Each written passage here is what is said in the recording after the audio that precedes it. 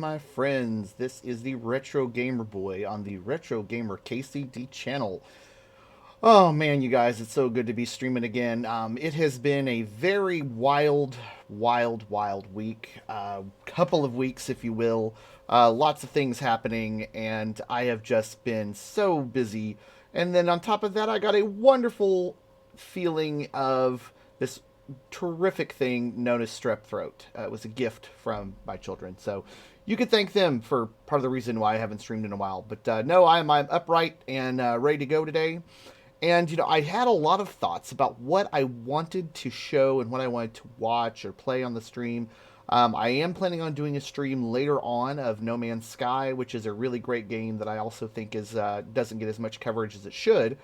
But given that this is a retro channel, I felt like I do need to balance my content to include some actual retro games. So today I'm going to be playing a classic retro game, a game that is absolutely, I'll be honest, it is my favorite game of all time.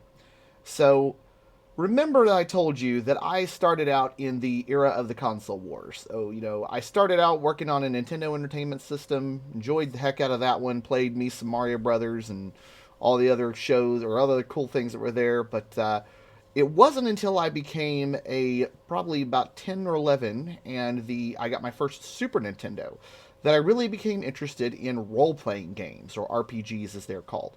Prior to that, I mean, the RPGs were not of very good quality on the regular Nintendo, and on top of that, they were, I wasn't quite really mentally ready for it.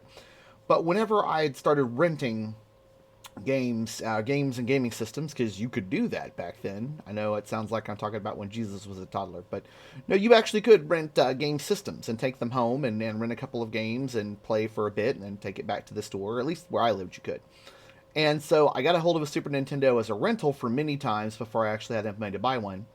And I had come across this game that with a very simple, very basic box art cover, and it really just kind of caught my attention. And I thought, man, this seems like a simple enough game. The title is pretty basic. I really would like to do this. I'd like to play this game and see what it's about. And so that, my friends, is how I discovered the wonderful game known as Final Fantasy II.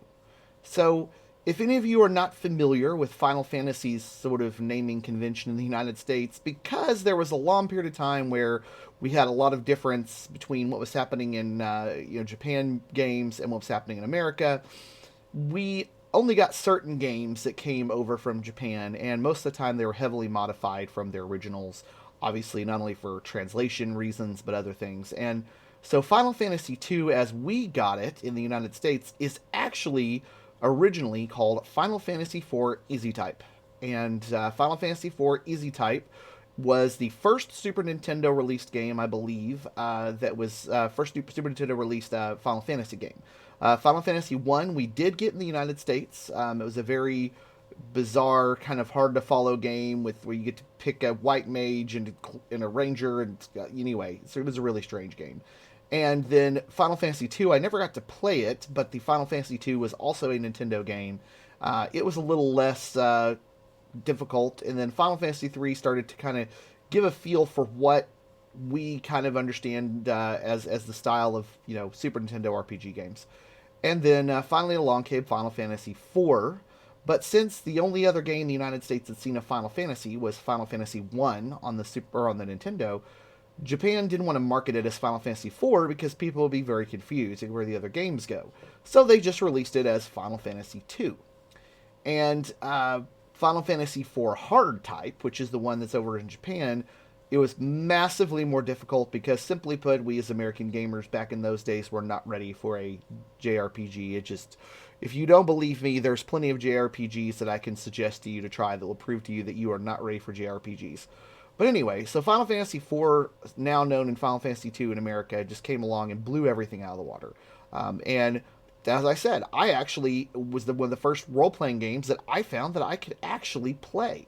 I was able to understand it. I was able to look at it. I was able to follow along with what was happening. And so that is what got me excited about playing the game. And in the original times, I just played it because it was a neat RPG. But as I got older and I kind of watched the game and I played it many different ways and different times, it kind of dawned on me that one of the reasons I love this game so much is because it's a really nice redemption story. The main character, Cecil, starts off as a very bad person who does very bad things. However, you find out very quickly that he doesn't intend to do these bad things, nor does he honestly know that they're bad until some things happen to him. But either way, he sees sort of the other side of the coin and really just changes his heart, changes his mind, goes so far as to put himself through extreme punishment just to clear out the darkness that is in him and turn him into a warrior of light. And that all plays out in the game. And then just when you think the game is over, they throw you a wild curveball and change the entire game. And like I said, yes, the graphics may be a little more primitive than some of the games that are out there. It certainly doesn't hold a candle to a Final Fantasy XIV or any other, modern role-playing game. But you can see the amazing basis of the game just by looking at it. It also has some very good music. The main theme song is called the Requiem of the Crystal. And I loved it so much that under my DJ6i persona, which is where I create electronic music, I actually made my own remake of the song because I loved it that much.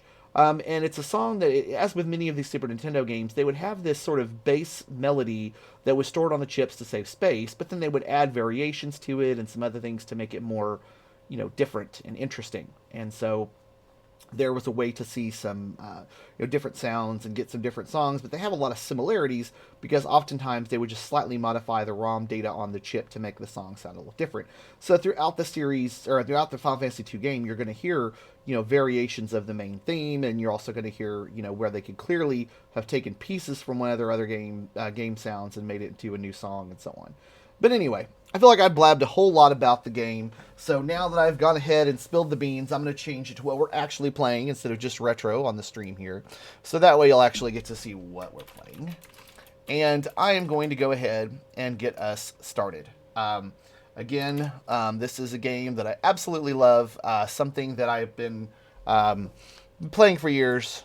I am actually going to play the original on the Super Nintendo, not on the fancier remake and stuff. I could, and in fact, I probably should someday, but I didn't want to do it today. And again, it's a very important thing to me because I used to actually play this game religiously once per year. It was kind of like a habit I got into to remind myself of the story and all that kind of stuff. So I would play the game, all those different times, and had to, I played it. But I actually haven't played it in several years, and I kind of felt like it's time to dust it off and have a little fun. And hopefully, this will be one of many of the the games, and hope we'll have more of these plays in this game as we go. So anyway, I'm gonna go ahead and fire up my emulator here. You guys should be able to see it there. Again, it's not pretty. It's an old school Super Nintendo emulator, but it does in fact work. So I'm gonna go out here and I'm gonna load the. There's a couple of different versions of the file. I'm just gonna use the one that I know is the most functional. Now this one here that you see that says Final Fantasy IV Jap Trans, that actually is Final Fantasy IV Hard Type, which I have played and I have beaten, but it absolutely was much, much, much harder than I had expected. But I did manage to get through it. But either way, I went ahead and put this together, and here we are going to load up the Final Fantasy 2, 4, however you call it, and you'll instantly hear that lovely song. So here we go. There it is. Ah, man. Love this song so much. So here we are at the title screen. You can see this game was made in 1991, so that puts it, 32 years old, I think? Something like that. So yeah, this isn't going to be a high, awesome fantasy that you can see all this. It's going to be, a retro. But anyway. So as you can see here, I've actually already got a couple of saves going, but I'm not going to play those because there are different reasons there. They're also much higher and that the story would be confusing. So I'm going to start a new game here. And as we start the new game, it's going to instantly launch us into the story, and you're going to get to understand kind of where it goes. Ah, there's the rest of these. I love it. Just bask in it. All right. Well, let's fire up the game and see what's happening. All right. This song you hear is called The Flight of the Red Wings, and that's because this group of army planes here are called the Red Wings, and they're about to do something different, and Cecil, our character, is their leader, so...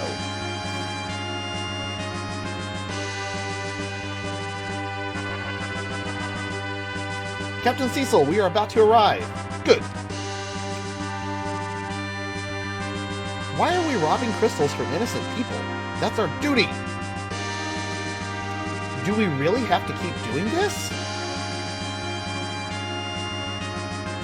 You can already see he's kind of questioning himself. So here is what he is doing. Give us the crystal of water. What have we done?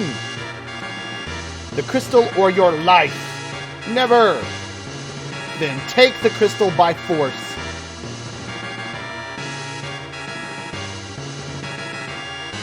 And boom. Wow. No, don't. You dare to defy us? Arrgh! Maybe she's a pirate wizard, I don't know. Ah, the Elder. Oh, alright. Take the crystal. You should have said that earlier. Biff. And here comes Cecil, our unlikely hero. Pick up the crystal. And we're off. Why is the King of Baron doing this? Why do you pursue the crystal so eagerly? Nothing. That's it. He doesn't like this either. We take pride in being members of the Red Wings. Looting is out of the question. Stop it! Captain! We can't stand doing this anymore. Listen. Possessing the crystal is an essential factor for our prosperity. Moreover, His Majesty judged that the Mysidians know too much about the secret of the crystal. We are the Red Wings, the Air Force of the Kingdom Baron. The royal command is absolute. Captain! Monsters! Alright, now you guys are going to see the first of the battle systems. Again, it's nothing fancy. It's going to be kind of lame, to be honest. It's going to be lame a little bit, to be honest, but you'll be alright. I'm going to turn down the volume just a touch because it's like screaming in my ear now. Anyway. Alright, back to what we're doing. Monsters! And actually, at this point, I don't have control. I'm just watching and... Actually, I think I do get control. I can't remember. Take up fighting positions! Floatai 3. Okay, I don't. Firebomb! I didn't do anything. It just happened.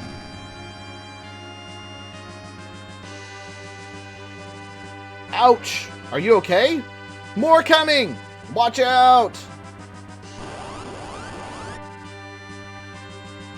Once again, I don't control this.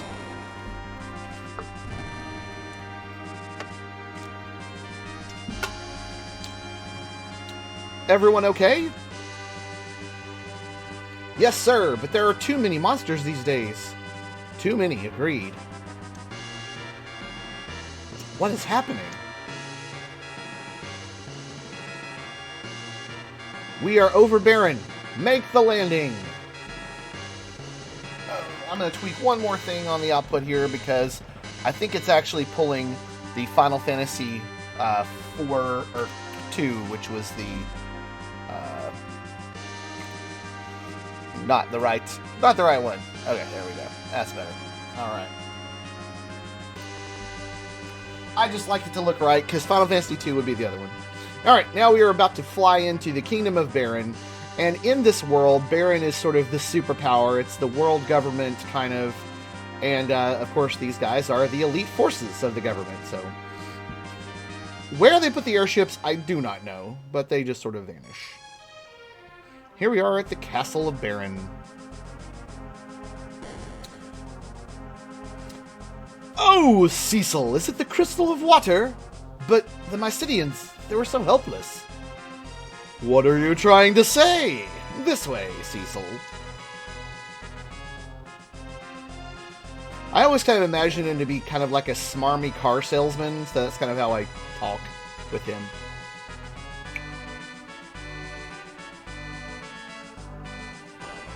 Again, I'm not controlling anything yet. Please, wait here. King Baron. Your Majesty, I'm afraid Cecil has developed quite a rebellious air. Truly? Well done, Bagan. We must do something. Call him in. Yes, Your Majesty. Cecil, His Majesty summons you. Please come in.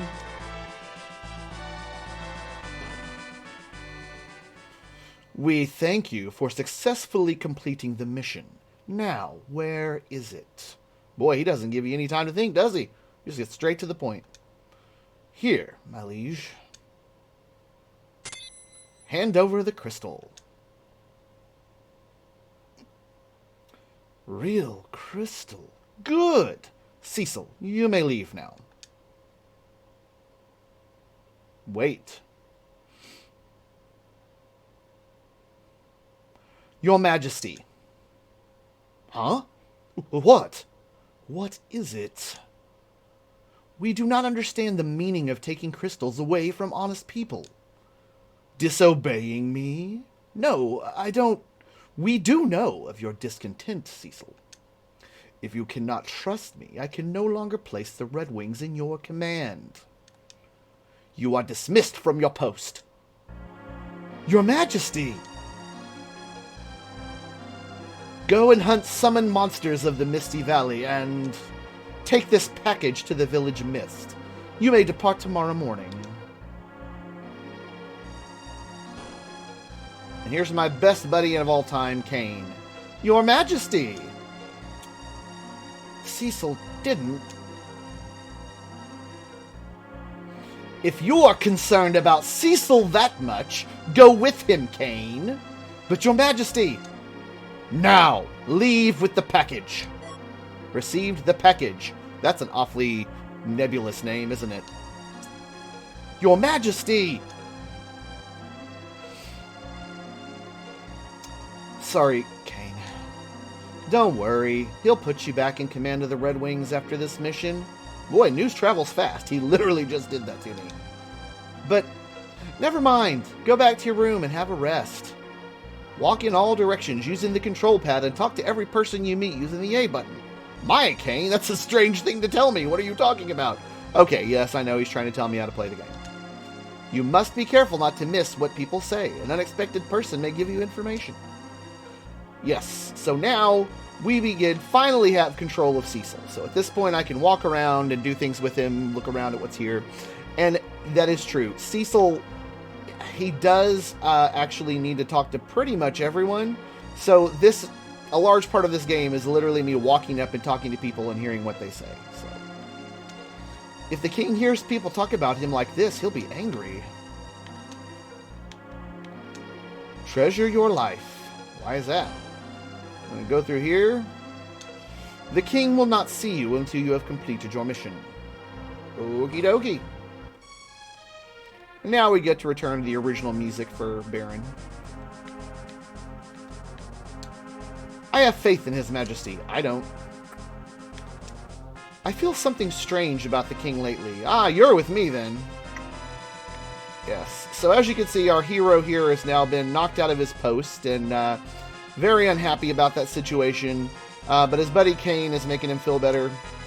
The Misty Valley is in the northwest. If our Dragoon Kane and Cecil of the Red Wings joined forces, there would be no match. What's wrong? Sorry, Kane. Oh, stop it. Do not blame yourself. His Majesty must have his own reason. Alright.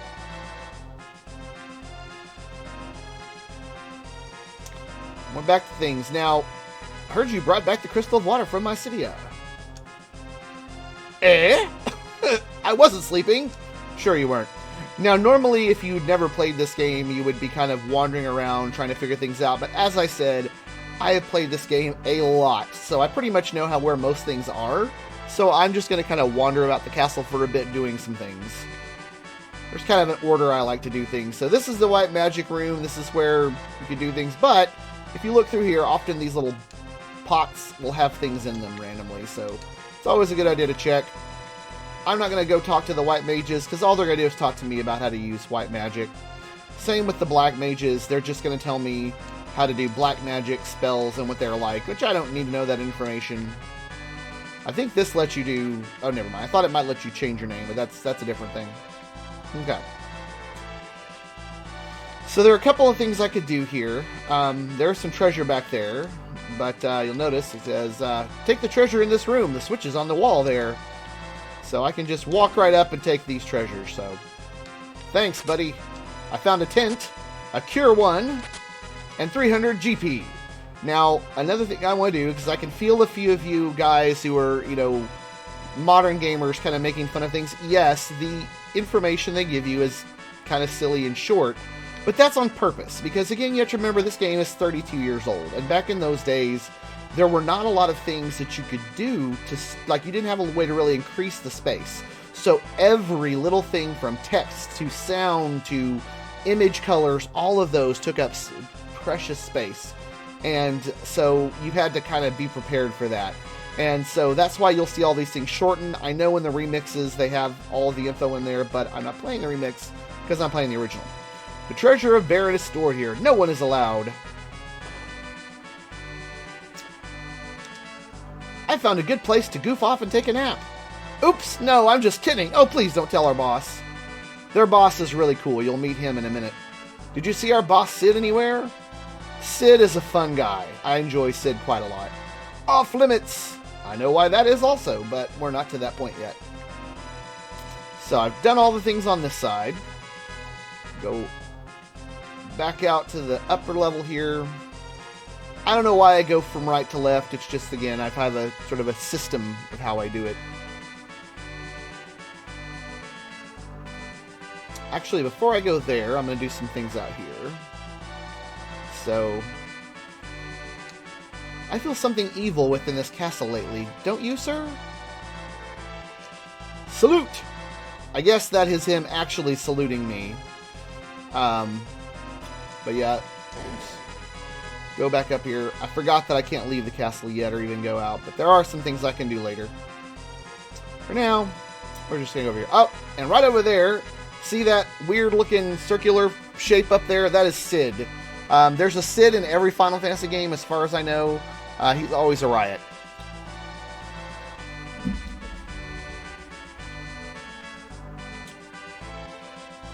Cecil! Ah, Rosa. Enter the love interest. Their hands. Cecil! Can I see you later? Yeah, later. Full disclosure, in the Japanese translation, she actually says, I'm going to come to your room later and we're going to do things. So she's not as pure as you might think she is. Alright, there's this little door over here. Oh yeah, this is the way that kind of lets me do a little fun trick. I can talk to the people that we captured. The mages who didn't submit are confined here. You can talk to them over the cage. This is always interesting. You're that Dark Knight! Please return the crystal to Mysidia. You don't understand. The crystal is not just jewelry. Alright, so I talked to all the prisoners, and that actually is the end of the things I can do on this level. So now I'm going to try to go to my room, but there's a person who has other ideas. Yep. Hey, Cecil! Sorry, I need to get a better voice for him. Hold on. I'll do better when he comes out.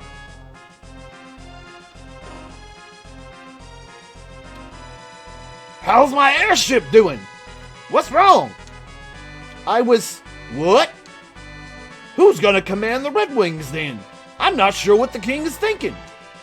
He ordered me to make an airship, but I don't want it to be used as a weapon. Well, I gotta go home. I've been working all night and my daughter is worried about me. I don't know why I want him to talk like that. In his picture, he looks like a biker dude, I guess, and it's just fun. Anyway. And here's one of the mini beds that you can use later, but not right now. Ouch, that hurts. That's the guy who got hurt on the ship. Captain. Ooh, he even dreams about me. I'm trying to forget about the things we did in Mysidia. Obviously, these are the soldiers' barracks. The Red Wings have lost their glitter. Yes, indeed. That mission has made me feel bad. So here is where we saw Cid earlier. He was kind of up here. And then, we were down there. But that's all we can do here. So now we've explored pretty much all of the castle we can explore right now, except for Cecil's chambers. So we go in here. He gets an entire tower to himself, because that's how important he is.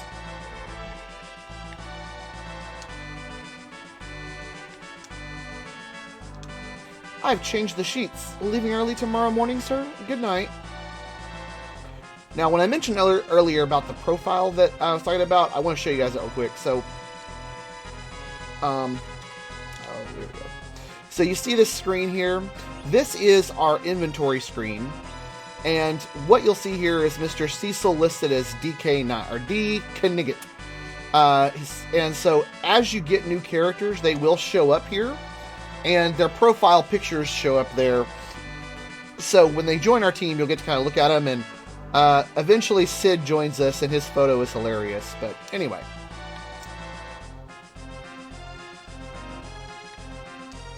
Alright, so now, all the game wants me to do, because it's still in the beginning, it's pre-triggering events, it wants me to go lay down, and that's going to trigger my girlfriend to come back, so. I don't know why he didn't want to take off his armor. Who knows? They could have at least made an image where his head looks more, I don't know, color, I don't know. What happened to His Majesty? The Crystal of Mysidia. Did we really have to snatch it from the peace-loving people? Never again, even if ordered. Obviously, he has a lot of thoughts about this. Cecil. Ah, sweet Rosa. What's wrong? You're not quite yourself lately. Nothing. Then, please, don't look away. And we're going to get to hear another great song, which is a Rosa's theme. It's a very pretty song.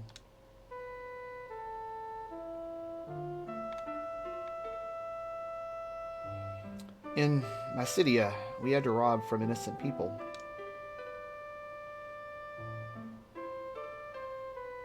Oh, dear. I'm just a dark knight, no courage to disobey His Majesty. The real Cecil I know would never whimper like this. Hello, person who just joined, nice to see you. You're going to miss tomorrow, right? If anything should happen to you.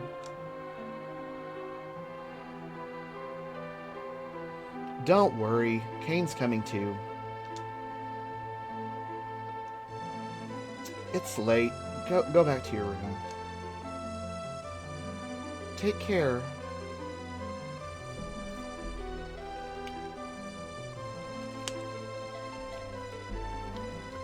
Thanks, Rosa. Still, I am just a dark knight. As I said, you can already see my character is having his emotions. Oh, hey there, Starnum. Good to see you, my friend. You knew I was going to have to play my favorite game of all time on stream at some point.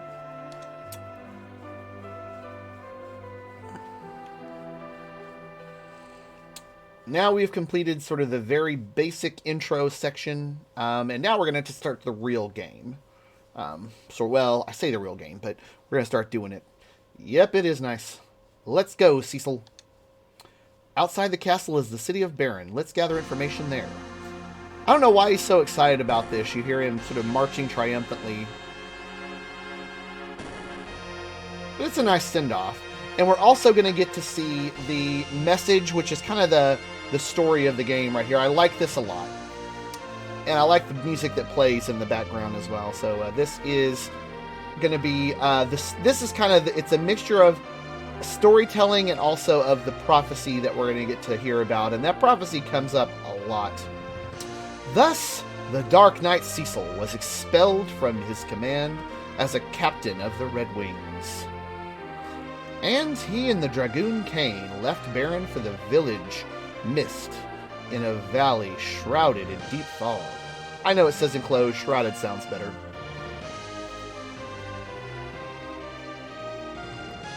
Airships had been a dream of many people.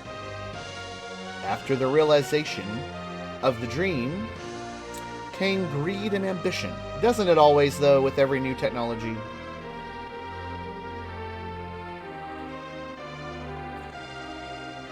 Through its fleet of airships, Baron became the most powerful nation.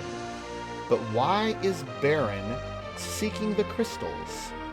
Why do the monsters keep increasing?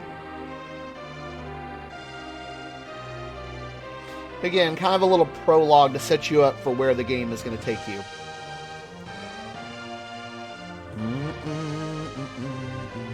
The crystal was shedding its light silently.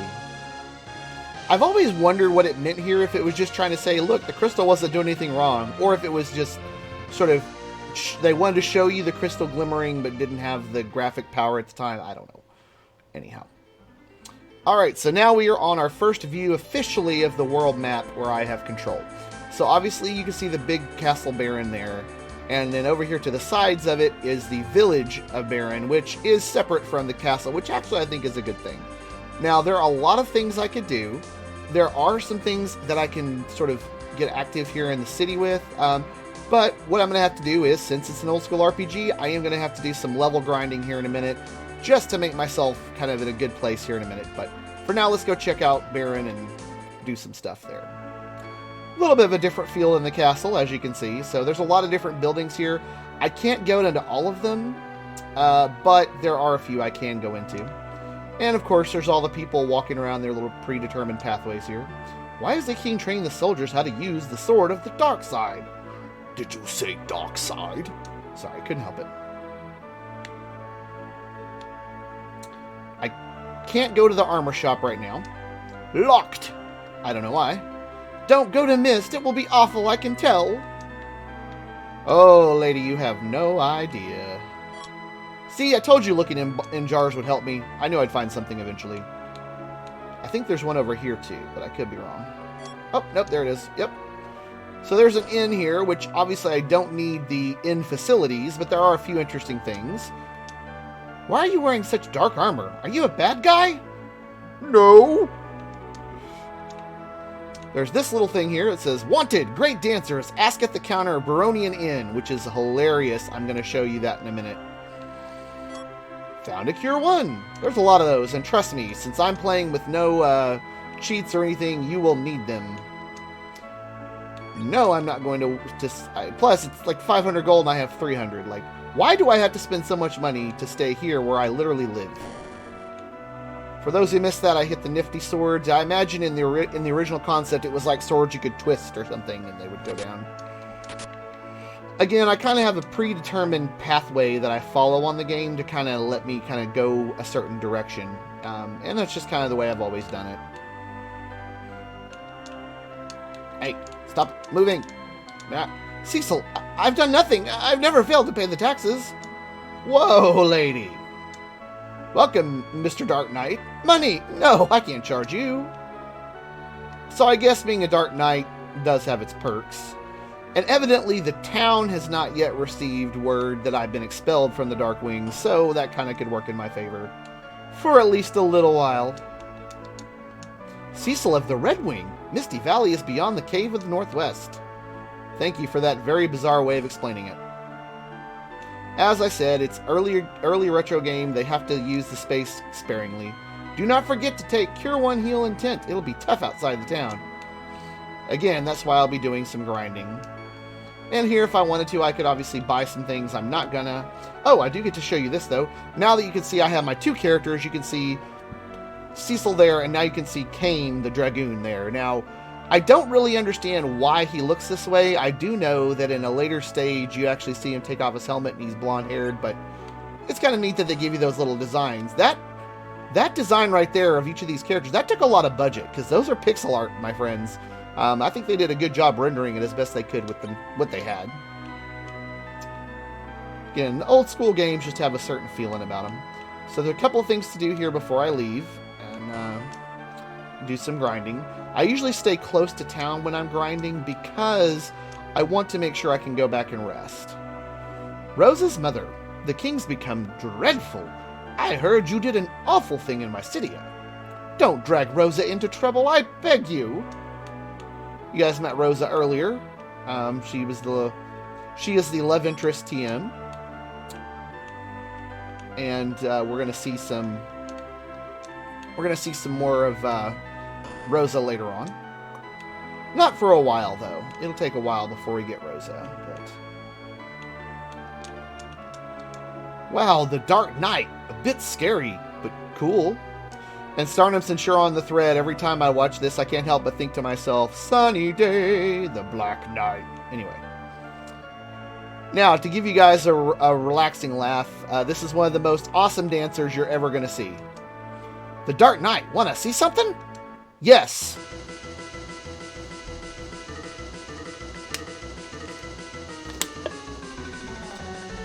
She really wants to make the Dark Knight impressed. She's still dancing, but the music got lost. Oh, this wasn't the funny one. There is one later who actually sort of inadvertently jumps in the water, but we're not going to do that one, I guess, right now.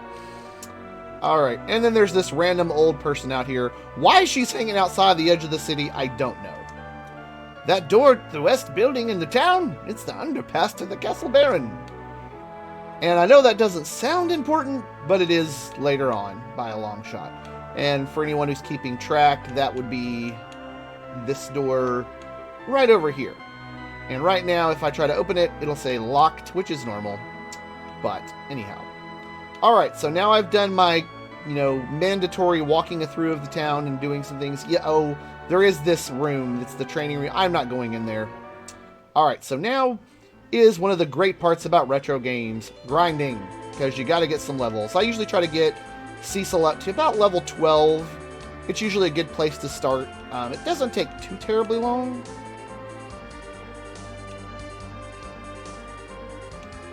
So it should be letting me get some random encounters here in a minute. I wonder, hold on a second. At one time I played this with some cheats. I'm wondering if maybe the cheats got re-enabled, because one of them was, oh, yep, they did.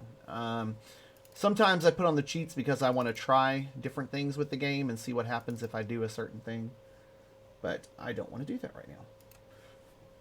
Alright, now I should have some more. There we go. Right at the door. We have some imps and a sword thing. Sword rat. Again, kind of boring right now. Basic, 16-bit battles. It's all good. Ah, but I can show you this cool technique of Kane's, which is the jump technique. He kind of stays up in the air a while. Boom! There we go. Battle win victory music. I got 50 gold points and 65 experience. Like I said, we're at level 10 right now. I'm going to try to get to around a level 12. Just a good number to be at whenever you start kind of getting a little deeper. Oh, these guys are a little tougher, actually. You would think that the game would kind of, warn you, but this actually has some monsters that can, these guys can, I think, turn you to stone. Oh, they're not as hard as I thought they were. But, yeah, I know it is the starting area, so you're not going to see just a whole lot of extremely difficult things. We do need to go up that way in a minute, which we will do. But for now, we're going to do that. Oh, and here, I'll do that in a minute. And there's another thing down there. Oh, back to imps and sword rats. So I'm going to have you take out the sword rat, and I'm going to go fight these imps. Wouldn't be a Final Fantasy game if your first battles were not killing a bunch of imps. Seems to be one of their favorite ways to start games.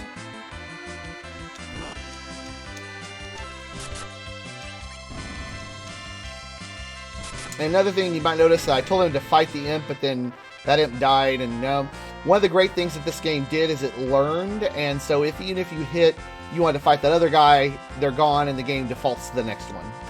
Which usually works in your favor, but sometimes it can suck because they attack. Like there might be a certain order you have to fight things and your people might attack the wrong thing.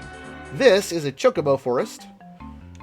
Chocobos being the wonderful, fun critters that you can have in there. The white chocobo is like a healer thing. Oh, the MP. I think they could pick between MP or HP. If I were to put on one of these chocobos here, the original Final Fantasy birds, I could ride one, but I don't want to do that right now. And up here, you'll notice that it says, Smells like chocobos. If I had some carrots, which I do not, but if I did, I could use that, and it would cause the chocobo, the big chocobo, to appear, playing easily one of the most entertaining songs in the entire game. But unfortunately, I don't have carrots. I could go buy some, I suppose. But anyhow, I'm going to grind just a little bit, get myself up some levels. One of the last times I ran through this game and their cheat codes were in there, I tried to see how dangerous that Cecil would be as a Dark Knight if I got him up to like a really high level. So I did some cheats to kind of get him up to level 99, and he became frightening at level 99. But again, that was an experiment I was trying to do, so no need to do that now. Sometimes when I play a retro game, especially when I played a lot, I will do weird things with cheat codes just to see what will happen. Like, if I make this weird thing happen, and sometimes I may make it harder. Like this game, I've actually kind of set it before at the difficulty level equivalent of hard mode, the Japanese hard mode version of it, just to give myself a little more challenge, because again, I played this game all the time when I was younger. Still no levels yet. We are, still at 10. Again, slow going because of the game here. If I don't get at least level 11 here in a minute, then I'll just kind of move on. But I just wanted to get some levels up a bit because it helps. You know, right now the monsters are easy enough that if I got hurt, it's no biggie. But following the old RPG adage, you know, want to get better, walk around circles outside of the town. That's what we do.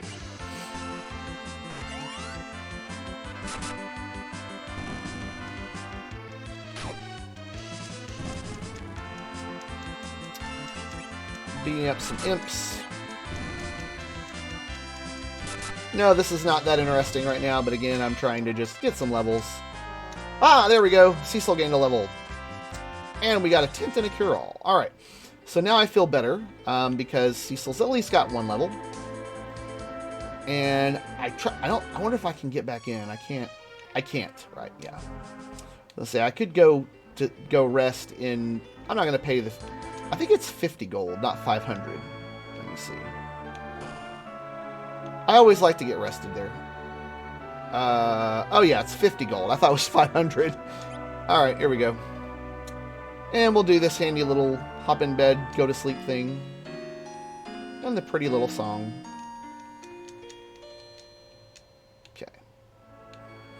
And in some RPGs later on, you'll actually see the characters, like I know in Secret of Mana, for instance, your characters will take up separate beds, which is cool, but this game was not quite to that level yet. Alright, so now we're going to work our way towards the Mist Valley. I'm not going to not fight, but I'm also not going to fight on purpose. I'm not going to walk and grind. If I see some things to fight like this, I will. Ah, strike first. That means that no matter what happens, the dice rolled in our favor in the way, and we can actually attack. Not that these guys are going to give us much challenge. I don't think they've even hit us since we've been, doing this mission here. Anyhow. 40 gold and 40 experience points. And up there.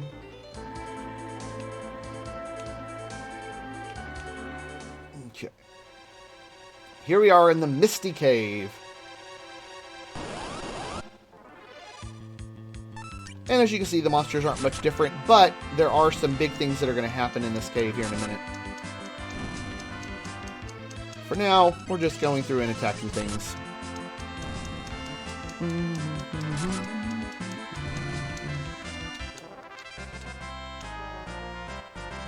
Got a cure-all or cure-one, I'll take that.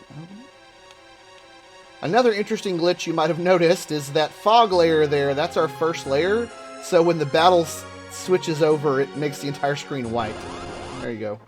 Again, limited space, doing the best they could. I think they did a fantastic job with the game. It's still, even 32 years old, it still plays very well. Yeah, the dialogue's a little cheesy, but that's because at that point, Japanese language was not, or Japanese to English translators were not everywhere like they are nowadays.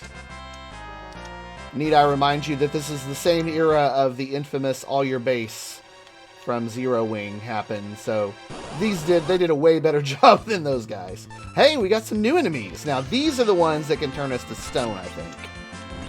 I think these moths can turn us to stone.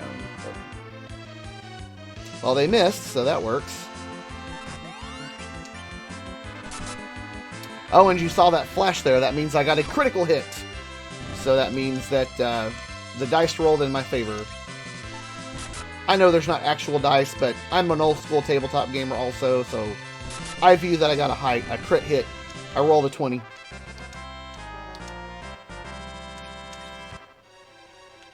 Alrighty.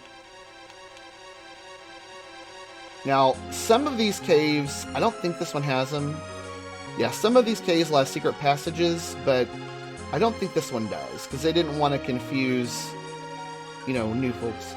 Go back. Who is it? Cure 1.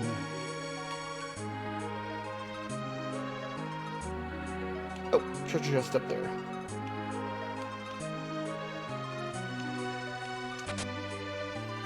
I found a heal. And just so you know, a cure is used to give you hit points. A heal will get rid of status ailments, so should be the other way around, but again, I digress.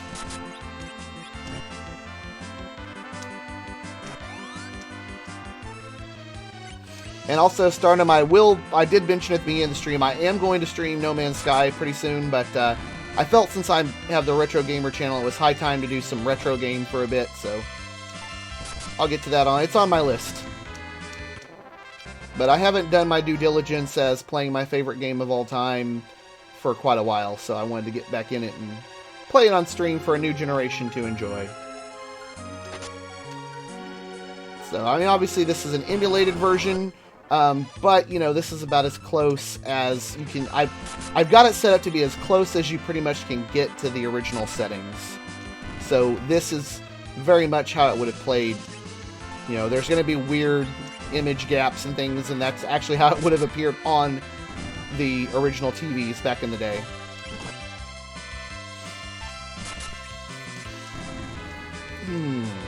Oh, I need a hydration break.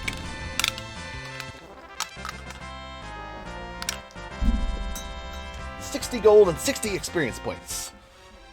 It's not a bad loot. Oh, I already got the treasure. I couldn't remember.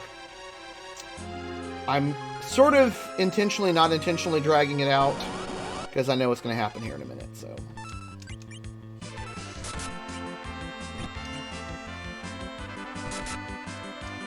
Oh, man, I should have had him jump. Oh, needle! Ooh, that hurts. Yeah. That's why I had him jump. I couldn't remember why I hadn't... I normally had him jump, and that's why. Because those needles hurt, and they only do it whenever you're attacked, when they counterattack.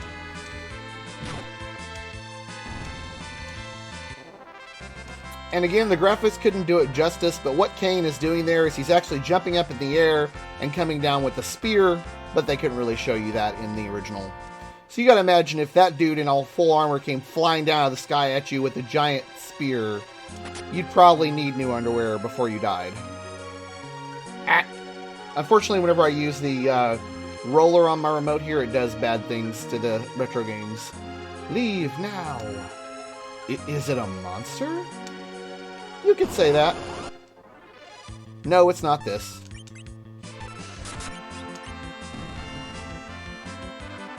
Trust me, when it happens, you'll know.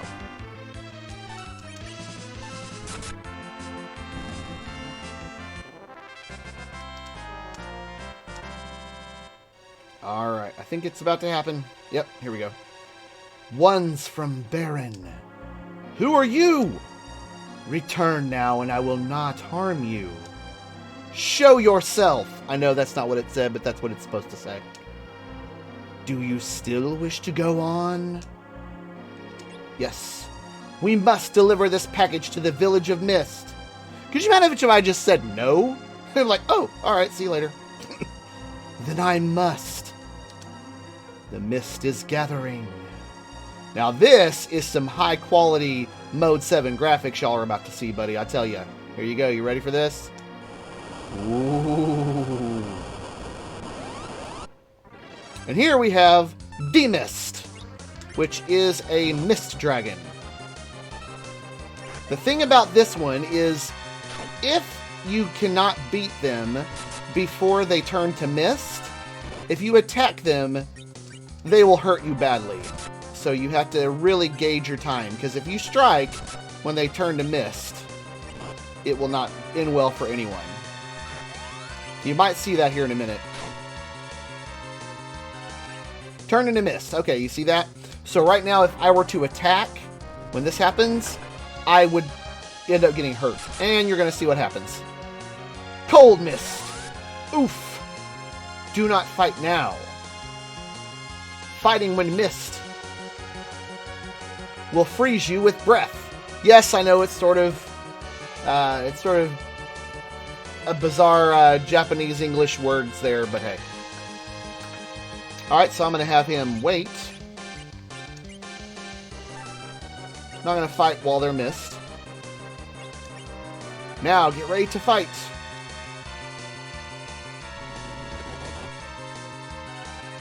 Okay, now we can attack again.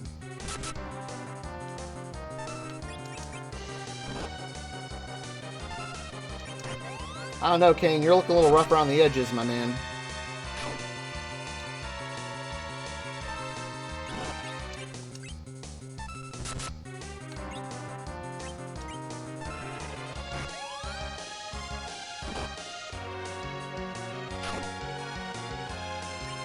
Battle should be almost over. Yeah, there we go. I knew it wasn't long. Receive 200 gold pieces and 350 XP. I know it's experience points. So, if this had been something you'd witnessed in real life, then you would probably look at each other and went, so that happened. I don't know exactly what... obviously, I know what's going to happen. But, it's kind of an interesting way they approach it. Alright, we have now successfully passed through the Misty Cave. And we are now about to arrive at this little place here called the Village of Mist. Now, I want all of you viewers to look at this place very closely, because shortly you will understand why. Take it in. Take a good look. Now you'll know why. Village Mist. Ah, so peaceful. It's happy. It's green. There's no doors on the houses, but it's happy. Package opened automatically. Okay, that wasn't in the contract. More Mode 7 coming at you. Ooh. Here they go. That's right, I have inadvertently set a fire on the entire bloody village.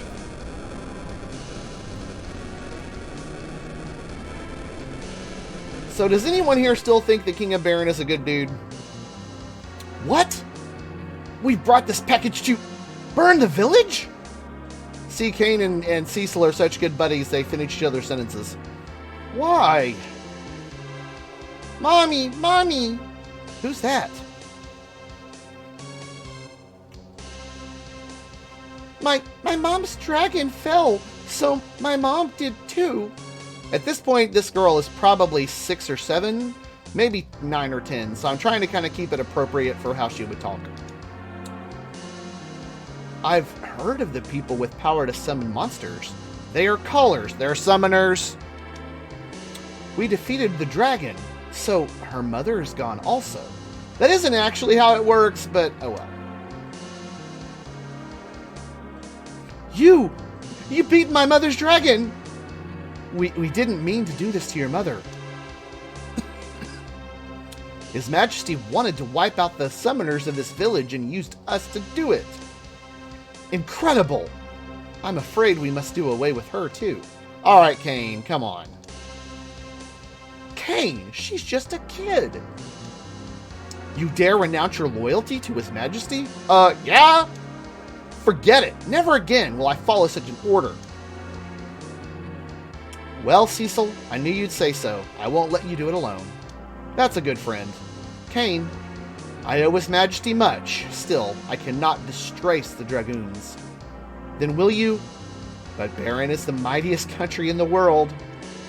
It's impossible for us to challenge his might alone. We must gather other countries. So basically, these guys are becoming two parts of a rebellion right now. We've just started the rebels. And you know, we must rescue Rosa. Thank you, Kain. It's not for your sake. Like, not for your sorry ass.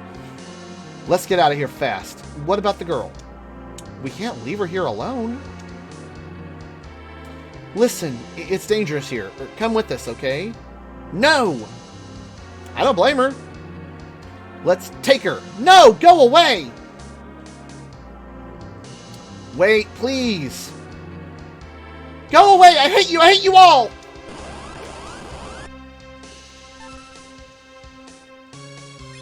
No! Call. Quake. And that's pretty powerful. But look what else she do. Remember why I said take a long look? Here's why.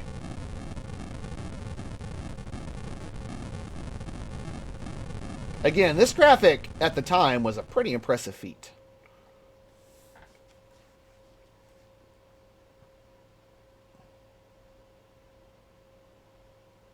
That's him blinking his eyes there, not the game acting up. Oh, she's all right. Kain? Kain? Kain! I can't stay here any longer. I have to escape from Baron with this girl. So now I will just absorb you into my body, because that's how these old games worked.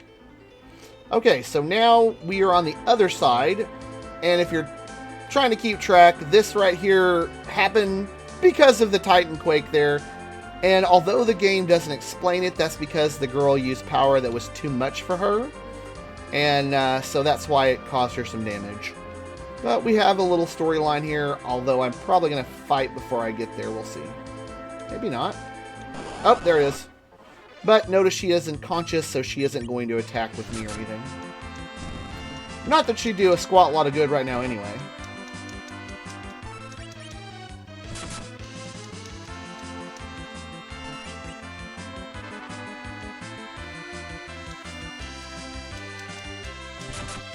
And now you notice the battles are taking a little more time because it's just me. But that's okay. That means I also get all the experience points. I think it gives me more when it's just me, but I could be wrong. Unfortunately, I don't have the cool jump thing to make people go away quicker. Alright, that's that. 70 gold pieces and 260 experience. And I got a cure too. Alrighty, so here we are at Kaipo. She must rest. Again, this is starting to show more of... I told you that I love this game so much because it's a redemptive arc. So you're going to start seeing more of Cecil's desire to be redeemed here. Welcome! Oh, take her to the room. Hurry up! Money! No, that's okay. Go ahead. Thank you. So now we're going to put her over here. You okay? That's what I imagine her saying. I haven't heard your name yet. I know I've done an awful thing. I can't ask for your forgiveness. But at least let me protect you. Please. Again, we're already seeing Cecil questioning himself and questioning what motivates him, which is why I think this story is so powerful. And also why it's one of my favorite stories. Every character in this game has something unique about them that you kind of get to learn as you go through. So, amazing character development for such an old game. I finally found you, Cecil. Now, this exclamation point, I'm not sure what that would be in real dialogue. I'm just going to assume it's like a gasp or a shock. Wait! His Majesty decided that the Callers of Mist are too dangerous to be left alive. What? Hand her over! No! Now I'm taking on 3 guards and a captain.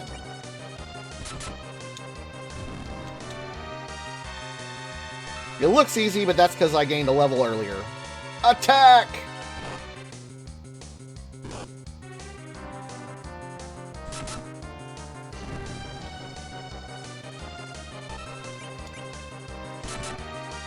And I kill these guys first because if you do it this way, one of two things will happen. Either the captain will only attack you, or he does that. He runs away. If I wanted to be greedy and get more experience, I could kill him first, but, oh well. Cecil gained a level.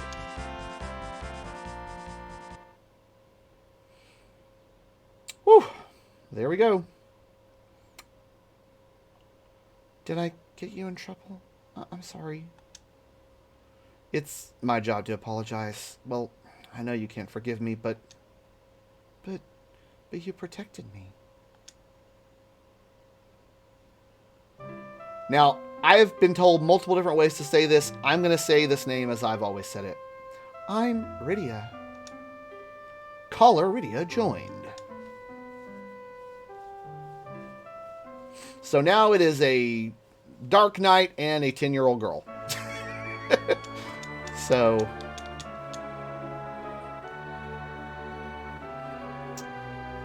and now we're all rested up from the battle. Let's go.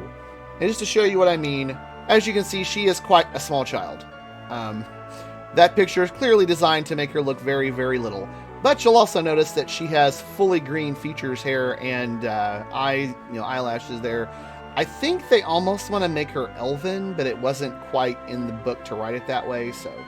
But you'll also know she has a fabulous level of 1. And since she is a magic user and a level of 1, she is paper. So we need to do a little bit about that, but we'll get through that here in a minute. Anyway.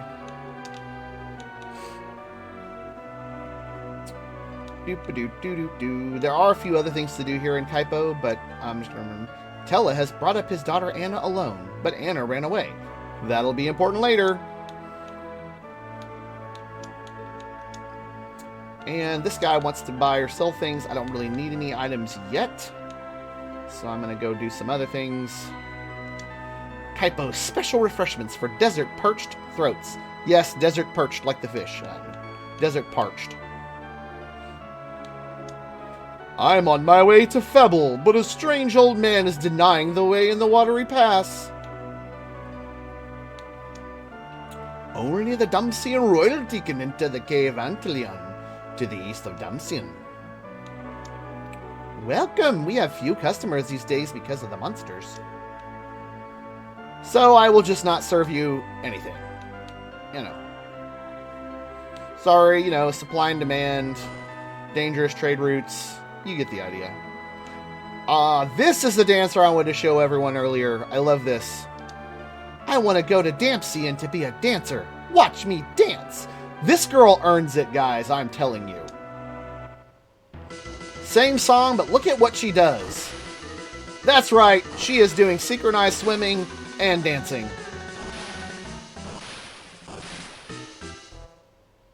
Can you imagine when she jumps out, she probably splashes water all over him and he's just like, ew. Anyway, there are front and rear rows in the party's battle formation. Place weak ones in the rear now. That's a strange thing to say to me, old lady. The Damsian Castle is in the north, governs this area. The Crown Prince sings beautifully as a bard. That's also important. And this is, I think, Tella's house? A girl from Baron was kept from falling down. She kept calling a name. Do you know Cecil? Oh, yes, this part. Rosa! Rosa. Cue love story song. Cecil. Don't leave me, Cecil.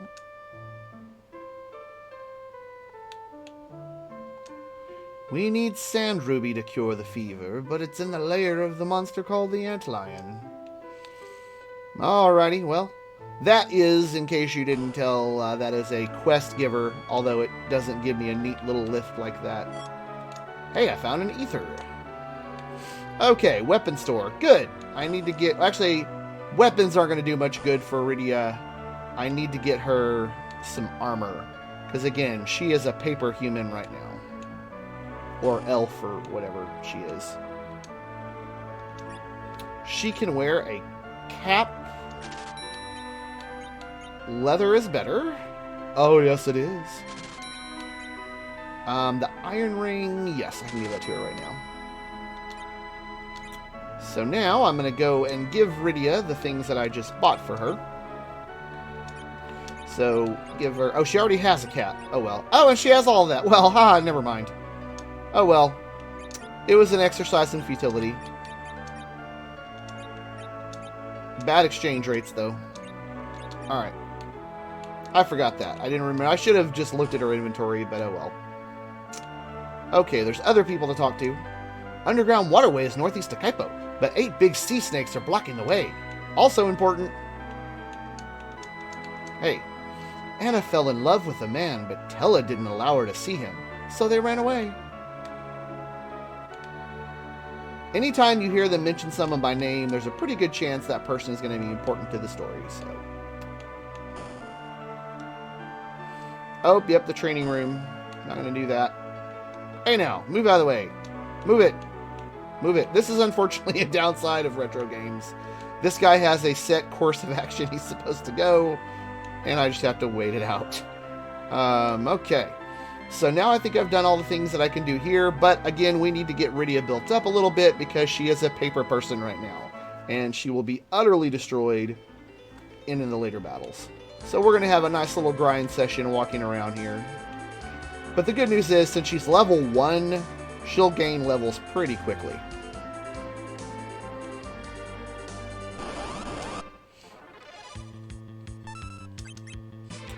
And not only is she a paper human, she also can't do anything.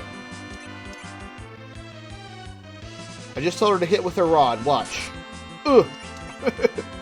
Yes, she has summons, and I could use them, but she also has the MP of a goldfish, so that would be a waste of time. But I did forget to do something. See, one hit, she lost half of her life, and dealt 1 damage! Okay. 65 and 120 experience points. Imagine that! She gained a level. And learned Ice 1. She gained a level! Learned Cure 1. Told you. She would gain levels very quickly. But I'm actually going to use that advice that that person talked about, which is putting people, since she's a weaker character, I put her in a back line, and Cecil there is in the front line. So that means she's less likely to get attacked. That's important because otherwise she'll be getting beat up all the time. So usually if you have 2 magic users that are weaker, you want to put them on the back row, and then your tougher fighters are on the front row. Unfortunately, it means she may have a harder time attacking, but that's okay.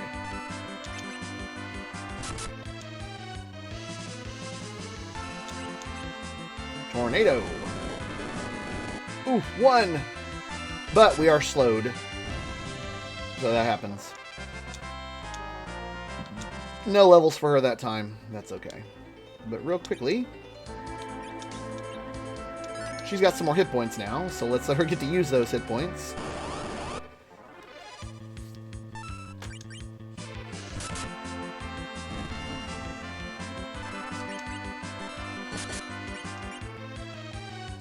Later on, she will actually be able to do a lot more stuff, but right now, she's, again, just a small... You imagine, she's like a 10-year-old girl you're trying to ask to fight. But she can do cool stuff like this. Notice how much ridiculous damage she did there. I forgot how powerful that is. Rydia gained a level. Learn Sight. So I'm going to get her about on the same level with him, so we've got a bit. Just hang on tight. Or if you don't want to watch me walking in circles, feel free to go off, get some beer or something, come back. I'll be streaming for a little bit longer.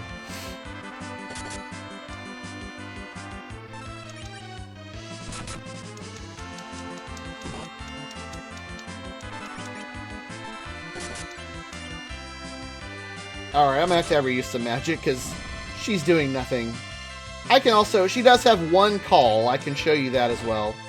It's kind of wussy call, but she does have one. She can't even do it. She doesn't have the magic yet. I forgot.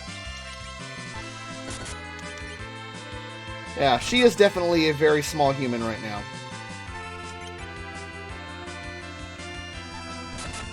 Ooh, we got a flashy screen. Roll a 20 on that dice. Rydia gained a level. Learn Lit 1. Not that she can cast it right now. Alright, so real quickly, I'm going to go back in town, take a quick rest at the inn. The old style of grinding from the retro days. We're going to do that because that will actually get her MP back up without me using an ether. And because ethers are expensive and hard to find, so. I know later on you can buy them, but they're still bloody expensive. And Ether 2s, forget about it. Alright, so now the good news is Rydia not only has all of her hit points, but she now has her full use of her magic points that she just earned, which makes her a little bit more formidable. She's level 5 and she can do 30 magic points, so she'll be able to do some more things now. But she's still not ready to go up to the next section, unfortunately. And I know I could do it without getting her up levels, but I don't like having to use cycles to resurrect people all the time, so.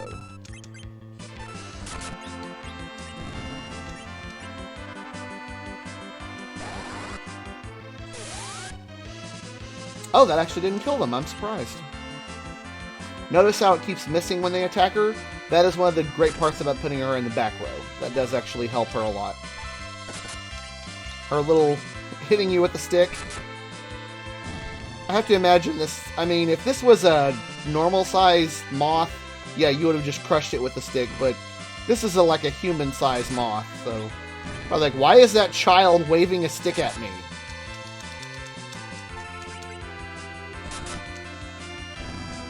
There we go. Still got to get her some more levels. I think I'm going to get her up to about level 10, because that's usually about...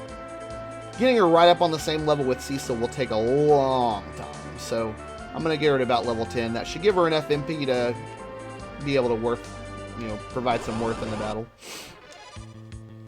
Okay, not as many tough guys here. There you go. Have a 6 hit point damage. You know what? I'm going to let you just fight that swamp man. I'll take care of the other ones.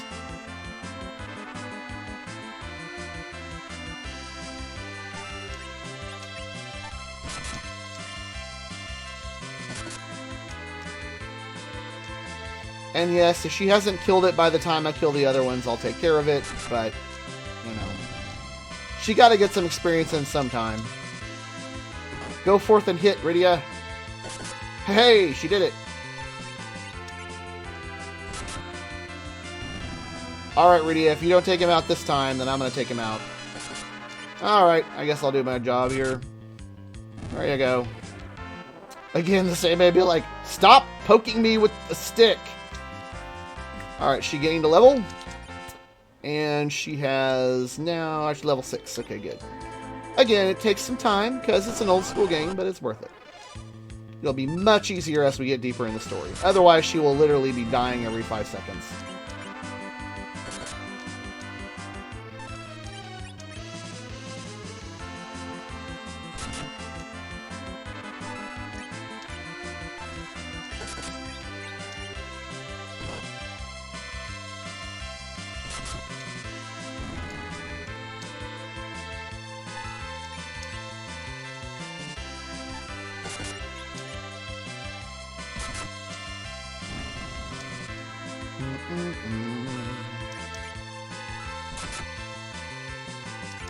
Strike in! Rydia, attack! Ugh.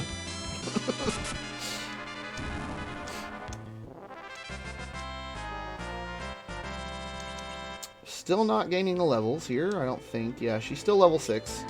Alright, we're getting there.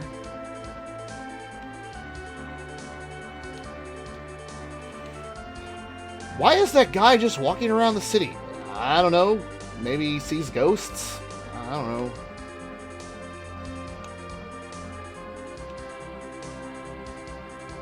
And unlike what people might believe, there is no science or reason to the number of things that you fight here. Like, you could encounter any number of critters, and there could be times where every foot you walk, there's monsters, and then sometimes you don't fight anything for several days, it feels like. So the game kind of does that with you sometimes.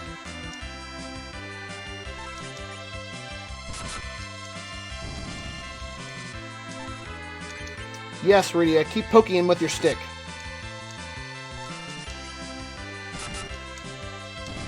Yeah, Rydia, you're holding up your end of the deal. Hit him again. You gotta imagine how weird it must be for Cecil to explain this to her. Like, no, I know. Yeah, keep hitting them. I know it's not... Look, you're not getting this at all. Here. Why do I hit them with the stick? Because you can't do anything else right now. I know, I'm 10. Okay.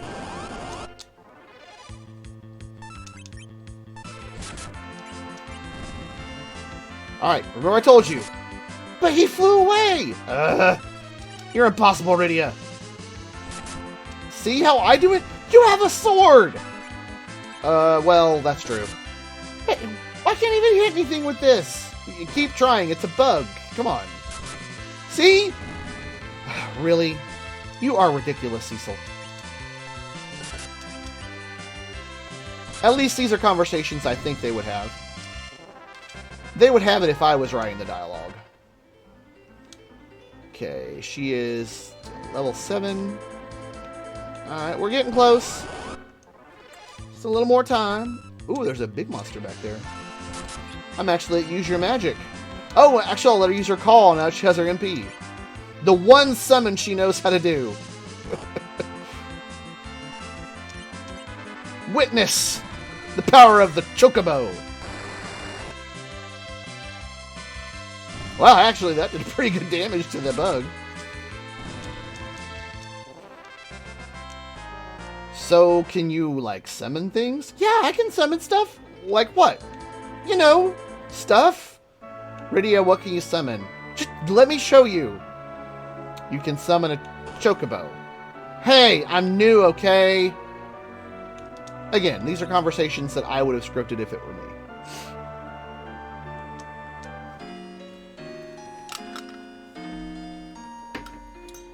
Okay, we're getting very close to where Rydia can actually kind of stand on her own here in a bit, so... I'll get her one more level. I know I keep changing the max level, but I also don't want to make you guys watch a stream of me literally grinding all night, so... I'll do it a little bit longer and we'll get further into the story, because, after all, I mean, that's probably what you're here for. Other than my glowing commentary, of course.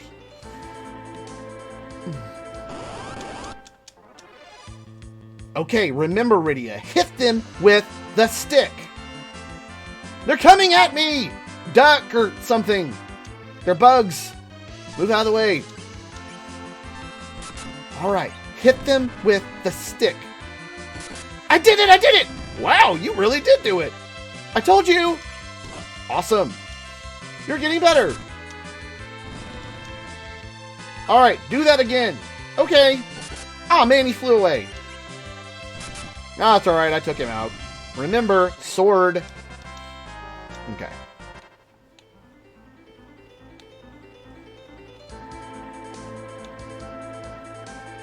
And you'll notice I'm going counterclockwise this time. Last time I was going clockwise. Doesn't have any effect on it. It just changes the scenery a little. Use lit one. Oh, I forgot I can do this. That'll be handy, actually.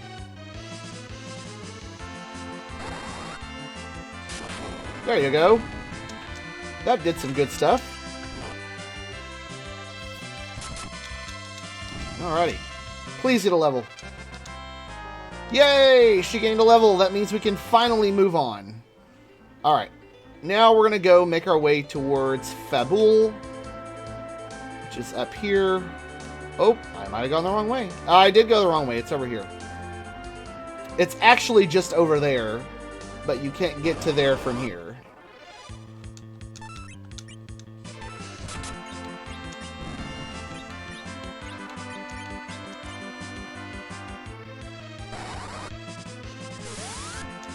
Oh, that was very handy. I gotta love the sound effect. It sounds like... They do look a lot like fishmen. The sound effect that is used on ice sounds like a dentist drill. It's like horrifying. Yep, there's the Fishman. I think what it is, Starnum, is I think it's a Fishman who's been palette swapped to be a Sandman man.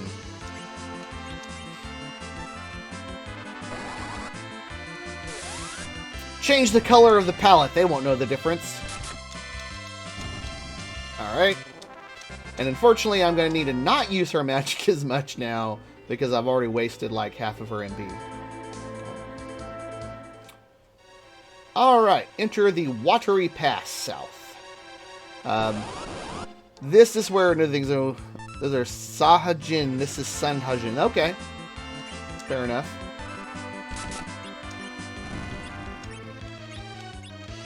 If I remember, the pike here are very vulnerable to lightning. So, yeah. They all kind of didn't like lightning that much. I suppose lightning and water don't really mix. Probably gonna be, yeah. Alright. Okay, there's the crazy old man. We're gonna get to him here in a minute. He has some other things to do. One of the things I need to do is give her back some MP. Oh crap, I only have one ether. Okay. I'll just conserve her MP for a minute. We will need it later, but we do have a tent that we can use later on, so I won't have to waste the MP later. Or the ether. Like I said, they're expensive. Cave Toad!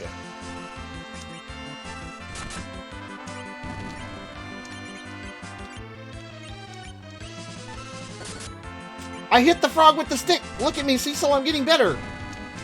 Yeah, you did. You hit the frog with the stick. Good for you. Oh, and great, I am now Toad. And I'm not saying being picked up and carried off like a car. I become a Toad. Which means I... oh, hey, that's handy. Secret RPG fact, you use the Toad spell again, then that actually turns me back into a human, which is pretty darn handy. Aren't Sahagin. I have no idea what they're actually called. It doesn't much matter. They're Sandman. That's what the game said. Okay. Okay, we've gotten all the treasure over here, which means we now get to go meet this crazy man. And you guys will... And actually, he's a lovable character. He's interesting, and he's also does some really cool stuff later. Again, I'm really...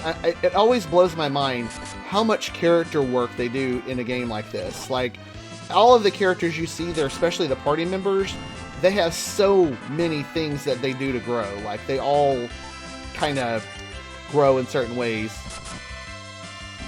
Oh, I got it. Sorry, Starnum. I am tired. I've been up since 5:30. I'm not going to catch all the humor. And of course, you know, text doesn't convey humor, unfortunately.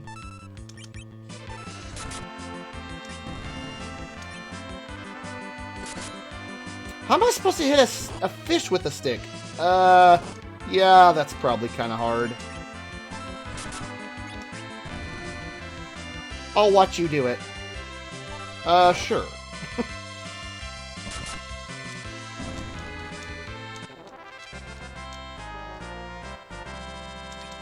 Okay, I promise you that I'm not intentionally fighting battles, but I'm also not declining them, because they're all opportunities to grow. Here we go! Meet the crazy man known as Tella. What? You wield the dark sword? Help me, I beg of you! What? A wicked bard has tricked my daughter into running away to Damsion, and I sense evil in that direction of Damsion. You must be the sage Tella. I am Tella. I'm going to Damsion to get my daughter who eloped. But a huge monster is blocking the way. My magic is not strong enough to defeat it. Yes, I know, it's Tella. Your dark sword might help. And this girl is a summoner. She's quite gifted, I sense. We're also on our way to Damsion. Good! Let us work together to get to Damsion. Let's hurry. Sage Tella joined. Yes, Tella is he's a good character. I enjoy him a lot. At this point, he kind of serves as sort of Cecil's conscience in a lot of ways. And Cecil really needs that because he's still got a lot going on. But, oh crap, I didn't move him. Also, Tellah has a lot more spells that he can do. But much like Rydia, he's kind of a wuss when it comes to fighting things. Because he's not supposed to do that. He's supposed to blast them with magic. And he has a decent litany of spells in the beginning here. I much enjoy his casting pose over hers, but...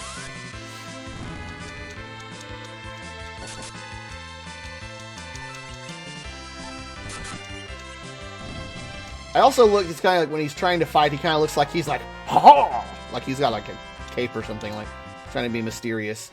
Oh, and I forgot to show you his profile picture. There he is. Good old Tellah. But I'm going to move him to a back row as well, because I don't want him to be attacked and destroyed by the other people. So you'll notice he is a level 20, which thus far is the highest level of anyone on my team. But because he's so old, no offense, he's not as powerful.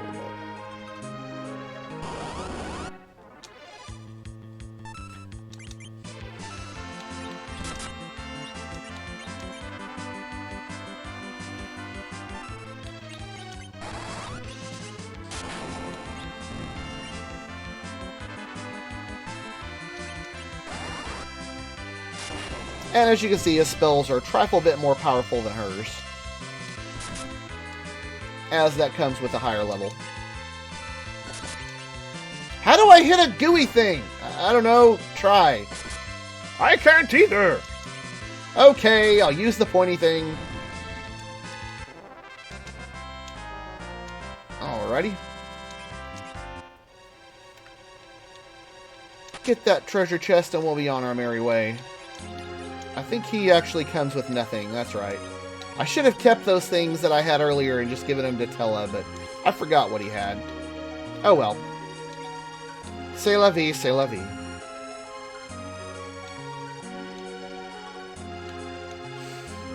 Old wussy, how dare you? I will not stand for this talk. I know, right now he is, though. I mean, he's better, but it doesn't mean he's not a cool character. He's just, he doesn't hit things very well. It's an old man beating things up with a cane, Starnum. Come on, man. We can't all have magical swords like, you know, some characters you know. Oh, hey, she did a pretty impressive job with that spell. You go. Oh, we both gained levels. Oh, she learned Venom. I love Venom. But it's just, it's a spell that's so hard to get, like, it's hard to make it work in some circumstances, but it is a good spell. Butuf! No, this is basement 2 floor, or B2 floor. I'm not what it's supposed to mean, but oh well.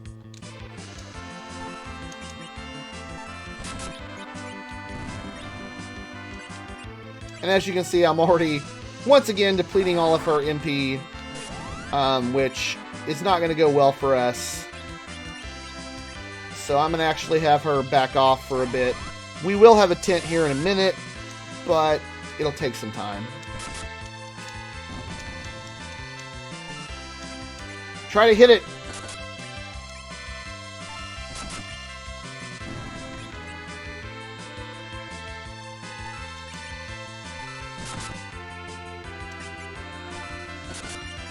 Hey, she hit it. Tellah didn't, though. Also, like Tellah, one other good thing is he's not a paper person like she is. He can take a little damage. Oh, retreat. Alright, handy that. We beat it up enough to scare it away. This, I think, is this a secret one? No. Okay, I thought it was. Again, some of these caves have secret passages, but they're hard to see. You just watch, okay? Don't overdo yourself.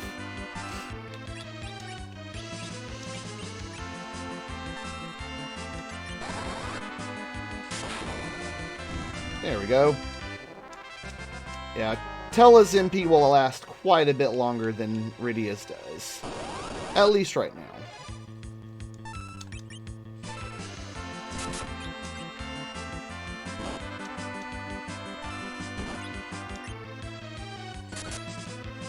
Hey, she's actually making some impact now. She's actually managing to do some damage. That's good. She can't do much else right now, so... Hit them with your cane! He literally does have a cane equipped.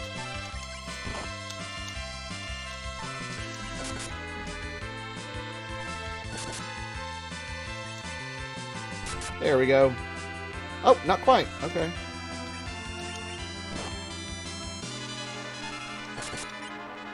Oh, there we go. I always love it when one of the less physical characters can destroy something with an attack rather than a spell or whatever.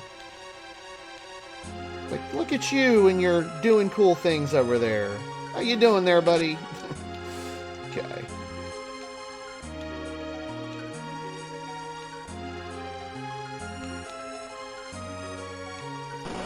Another thing I like pointing out there is, I'll talk about it more here in a minute, but the effect that they got of the water that you guys saw out there, where it actually looks like it's sort of moving and twinkly, like that also was a really hard thing to do back when this game was created.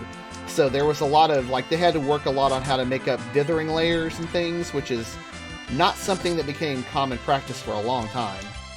I say all these things not only because, again, I like retro games and the amount of effort it took, but also I've written retro games before, and I've used, you know, pixel art to do so, and it is not easy to make effects like that. So, at the time this game was made, it was quite revolutionary. Yep, and if you saw that weird go off to the side, that was me accidentally using the, you know, the full motion stick instead of the D-pad. Which I am prone to do because of my time playing non-retro games. But it really does weird things in this game. Okay, this is what I was looking forward to. That door there is going to give us a chance to recover our energy, which we desperately need. Or at least we need MP. And I'm not going to spend any more of our MP after that because we need to save it for the fight that's coming up, so...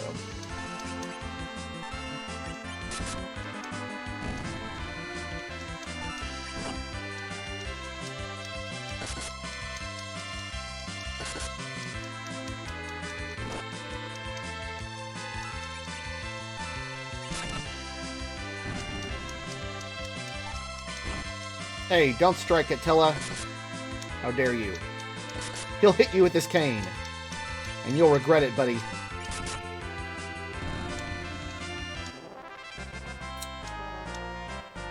I don't think I've ever, except maybe once or twice, seen Tella actually gain a level in these early stages. Alright, so here, normally in the game, this would just be a real quick stop off and save.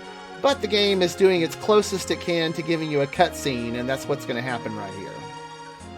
Let's take a rest here. A special field here will protect us from monsters. We can use our tent or cabin and even save. What's a save? And can you build a cabin? Let's rest now and be prepared for the coming battle in my tent. Alrighty. So again, this is their attempt at a cutscene in an old retro game. But I like it. It's kind of cool. Fast asleep. She must have been very tired. You said she was a caller of mist. Summoner of mist. She seems very gifted as a magic user.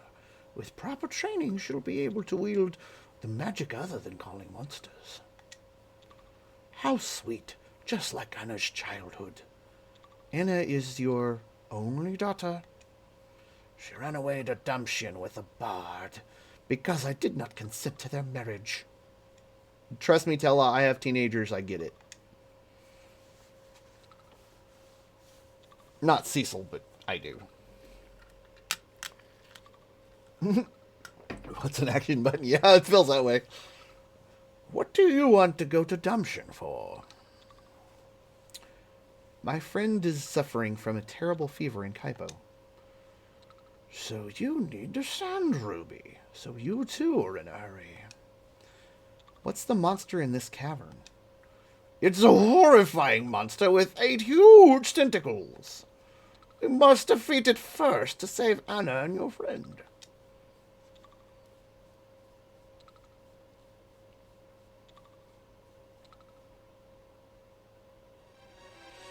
And now, thanks to that little cutscene, we all have been restored, hit points and stuff from max, and now I am going to do my best to not use any of the spells from either of these guys because we need them to fight this monster. Ice Rod, now that I do know what to do with. I could give it to Tella, but there's a reason I'm not going to, and I'll explain later. If you played this game, you probably know why I didn't give it to Tella, but we'll get to that later.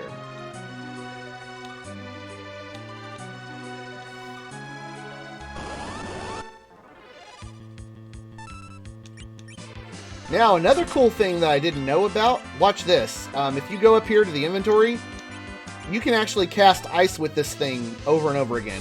It actually took me several years of playing the game to know you could do that. Not all of the things you get have that ability, but some of them do. Which is pretty cool to find out. And now I can essentially cast ice over and over again because it doesn't cost any MP. So it's very handy.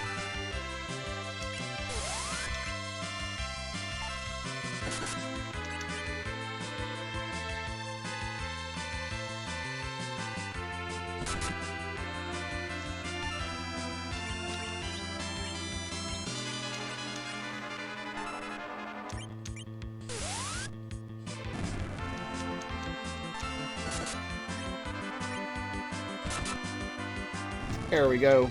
Got those guys. Okay. Ah, yes. I know where we are. Oh, look at that tiny person! Tiny Mage! That's what they call him in this one.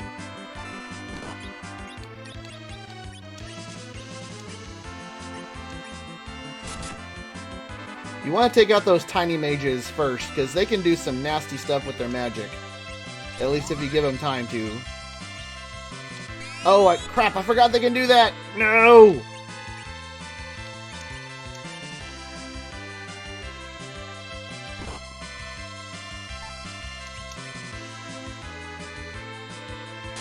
See, they can do that.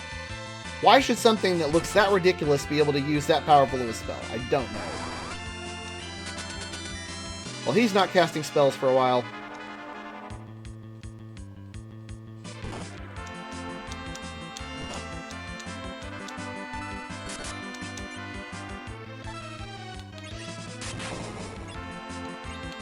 You too, Tiny Mage. You need to settle down over there.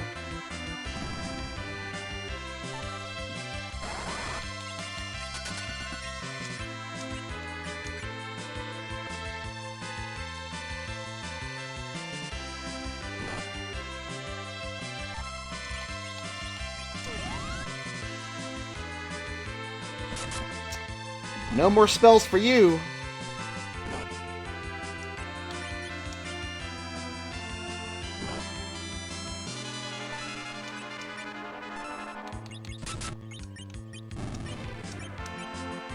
Oh no, I didn't mean to do that. No. Don't do it to the Tiny Mage. It doesn't help and he's going to hurt you. Oh yes, take my MP all you want, buddy. Good luck with that. Special notice, the Dark Knight has no MP, so...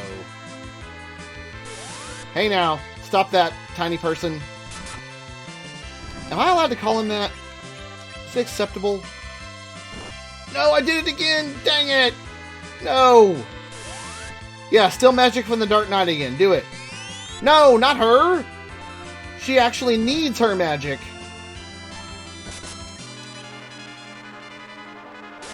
Oh crap, he did that too. Again, those tiny mages are nasty. Listen here, tiny human.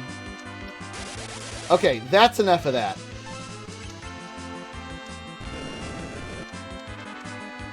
You go dead. Whew. Rydia gained a level. Thank goodness we got something out of that insane battle. I really played around way too much on that battle, because that should never have gotten anywhere near that close. Luckily, we got cures aplenty, so we'll be okay. Oh, here's your treasure chests. Again, sometimes it takes me a minute to get my bearings in these places. Like I said, if you... I gotta stop saying that. I want to talk about that whenever I'm done. Dang it. I'm going to say it.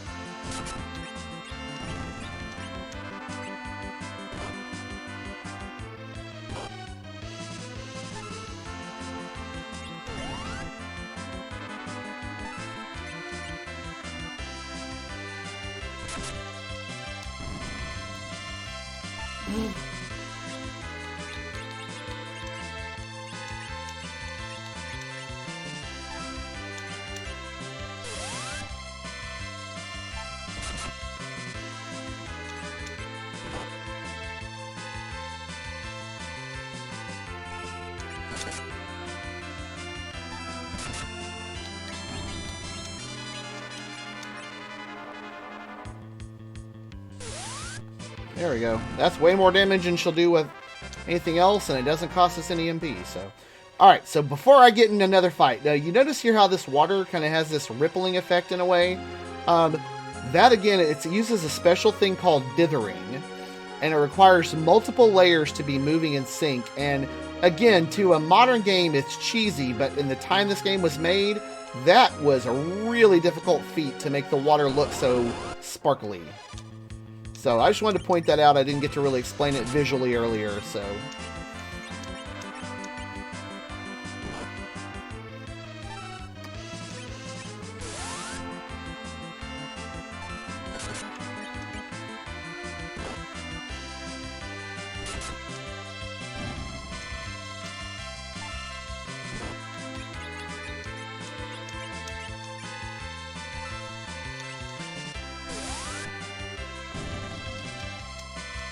Almost to the end here.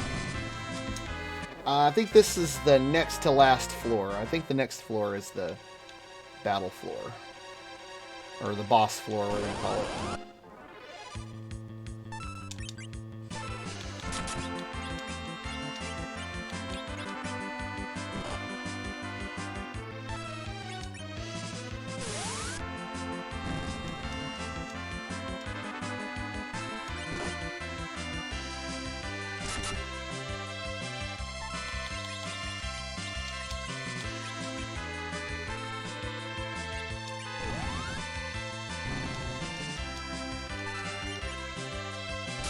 Ooh, critical strike.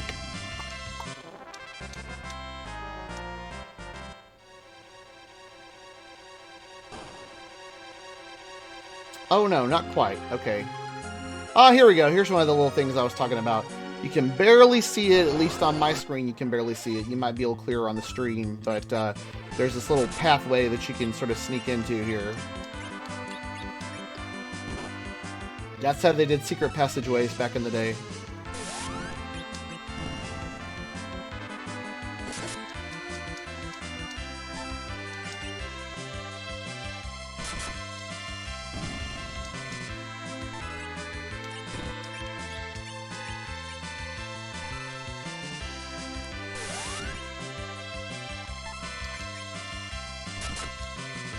Alrighty. Again, I'm not going to run away or waste any escapes from the battles, because right now my team desperately needs some hit points here, or some experience points. Now, I could go up there and move on, but as you can see, this tunnel keeps going, and there's a reason for that. Because if you follow the tunnel, then you come out here on this little precipice, and there's another little treasure chest right there. Oh, and it's a leather hat. Yes, you need this, Rydia. There we go. You're becoming slightly less papery every day.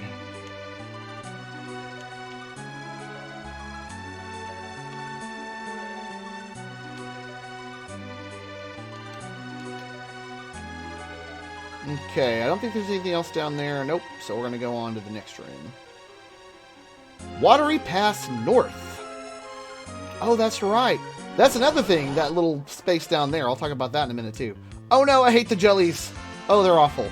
Okay, I'm trying to remember. I think they're weak against water spells? I can't remember. I know they're nasty. They certainly are not weak against a hit. Let me see if it's ice that'll hurt them. Well, I should have used Ice Rod. Nope. Oh well. See how they react to this before it. They didn't like that very much. Alright, Telly, you're going to do that too. Quit hitting Rydia.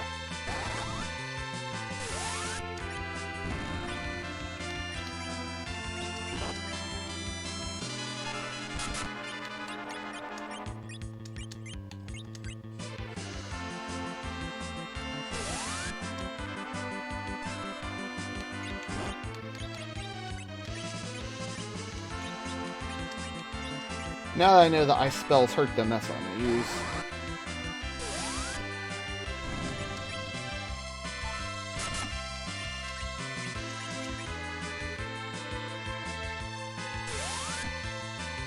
There we go.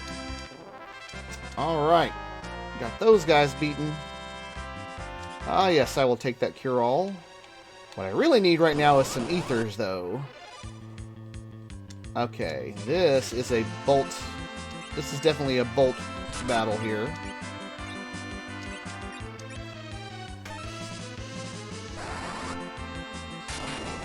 Yeah, that'll do some damage.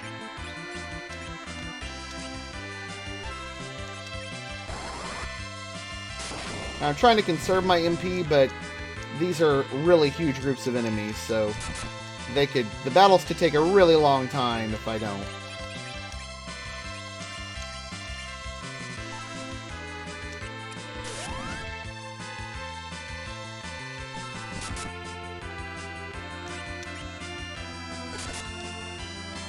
Hey, he actually did some damage.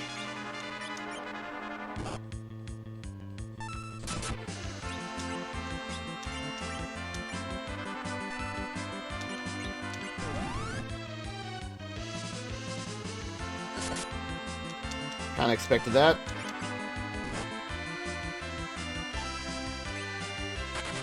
Okay, are you gonna run away too?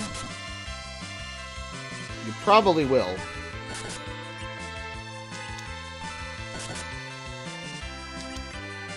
Okay, there he goes. Alright, that's fine.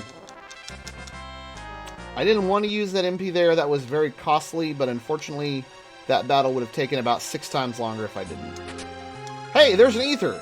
Fancy that. I think there's another save, but I couldn't be sure. Ah, now this is where you get to use something kind of fun. Now you'll notice that doesn't do anything because they're dark. However, here's another one of those cool things I learned.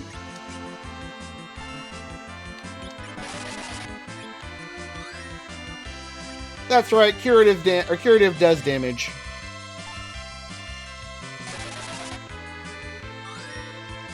And they're done. Another one of those things that I didn't learn until much later playing these games, and I was like, man, I wish I would have known that. That would have made things so much easier. Ooh. And if you have a thing called the Life Rod, which is similar to the Ice Rod, it actually does do that exact thing, but with like a cure spell, so you can use it to repeatedly destroy undead monsters.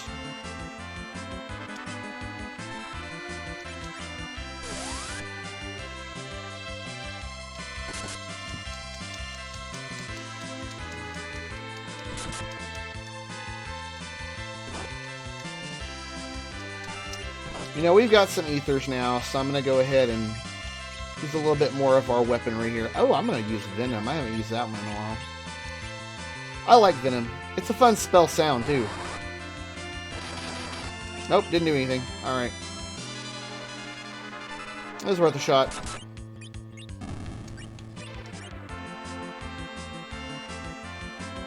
We have some ether now, so I should be able to restore their magic points. And again, I think there's another save point, too, where I should be able to reload and power up. There's a boss that you can kill with a single X potion. Oh, that would be handy. I think I remember hearing about that, actually. Yeah, there's a couple like that. And I know that in Final Fantasy VI, the Crazy Train, or whatever it is, or the Ghost Train, where you can actually kill that guy with a Phoenix Down, I think. So it's pretty cool. I mean, it makes sense. undead creatures and use positive light magic on them, that's not going to go well for them. Alrighty. I think we're very, very close to this now. Alright, so what I was going to say is if you look down there, again, to the normal, modern gamer, this doesn't look like much, but in the era this game was made, that is impressive. That there is an entire river running down underneath this cavern. So, and it moves with the picture, which is really neat. So, like, again, that's something that, little things like that, that the Final Fantasy creators really wanted to make, like, tie on a shiny dot on the game there.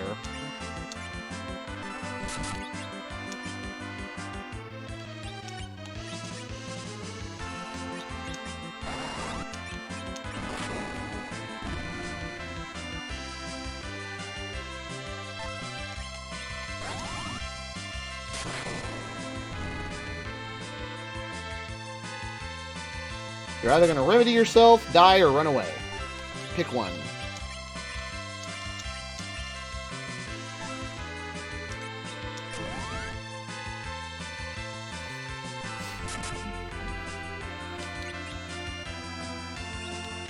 I don't want to waste more MP.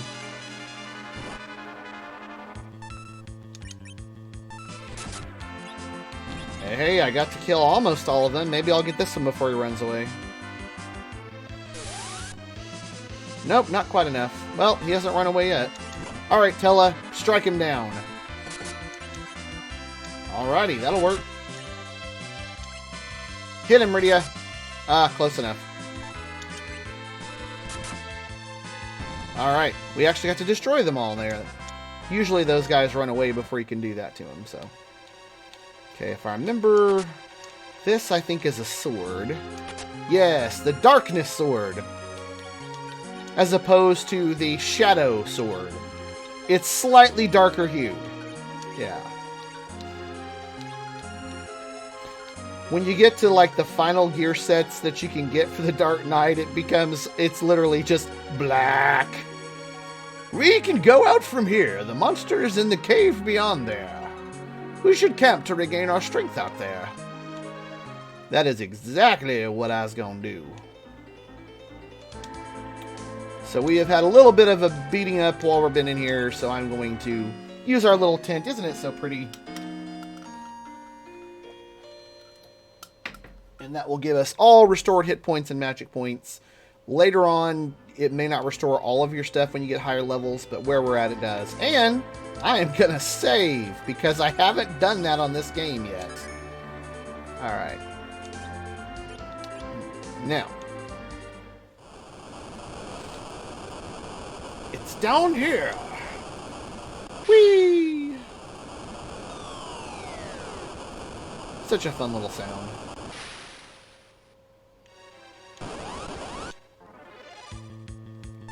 Oh, it's you guys again.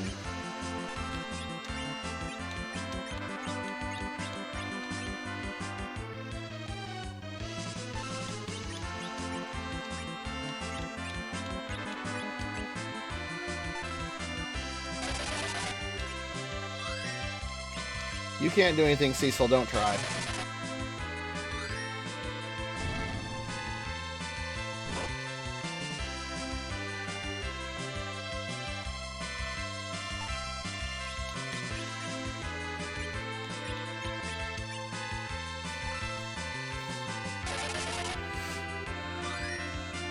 Yay, that was enough to take care of him. Alright, cool. Let's see. Going through here. Down there. I thought I heard something come in. Let's see. Oh yeah, treasure chests. I think this is more armor, but I could be wrong. Nope, I was right. Yeah. I said I remember a lot of things in this game the deeper I go.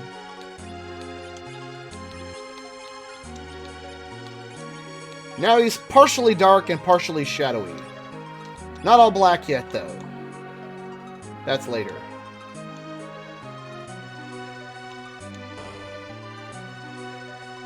Lake! Well, that tells you we're going somewhere new. Hey, more treasure chests. Oh, and now I believe I have almost the entire armor set except for the darkness shield. And that comes later, I think. Unless, maybe it was this one was the... No, I thought it was hidden, but I don't think it is. No, it's a tiny mage! Die! Die, you tiny mage! You were horrible last time. You need to die with everything that is within me. Oh, good. They didn't last very long.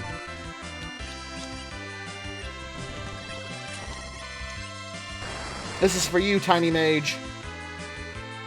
Eat that.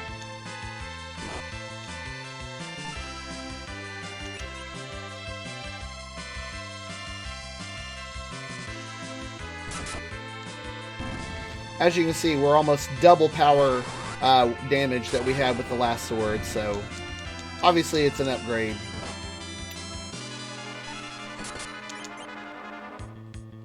And you'll notice another thing there, well maybe you did or didn't notice, the sword also changes color. So like that's kind of a new thing, like well, new thing, but it's something that I like was a design choice. They could have just made the exact same image for all of them, but no, different characters using different weapons actually have different images they show, which again shows that they were really trying to, you know, to make that happen. Okay, you, sir, are not going to be allowed to cast any spells right now.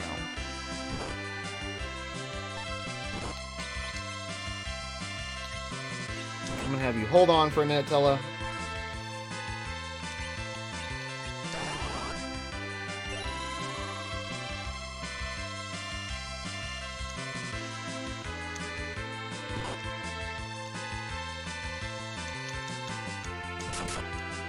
Ah, 105, I like that. Now, unfortunately, I have to risk waking up the sleeping tiny mage because I really need these guys to go away.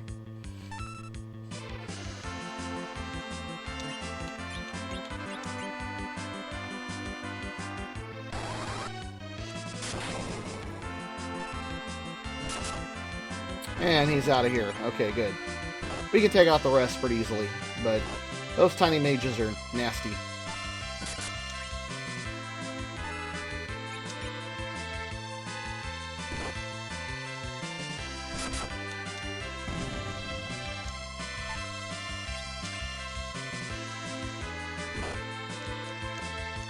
I don't know why I had her parry. She could use her Ice Rod.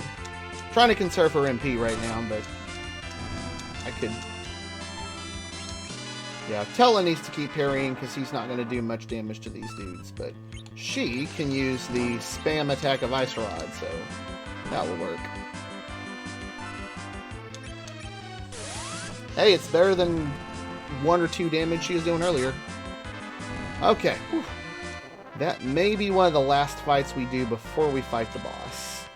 Notice they're giving us a lot of ethers. There's a reason for that. And actually, I'm going to take care of that right now. We have 6. We should be okay. Tella definitely needs that. She'll be okay with her amount of magic. We're not going to use much of it, but... Here he is. Boom! Boom! Octomam!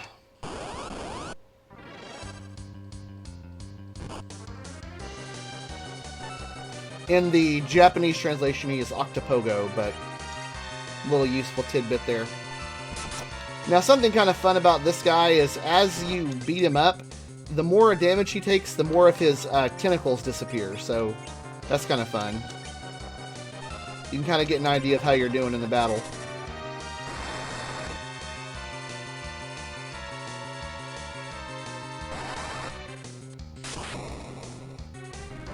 Oh, see, he lost 2 tentacles. That means we've done about...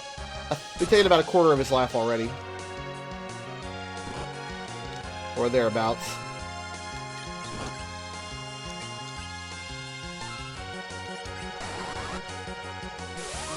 Oh, Ice doesn't do anything. Oh, well, we just have to take away some of his arms. That was mostly Cecil, but, you know. Is it fire that hurts him? Lightning didn't seem to do as much as I thought. Nope, it is absolutely lightning. Okay, well then. But he's still losing limbs, which is what matters.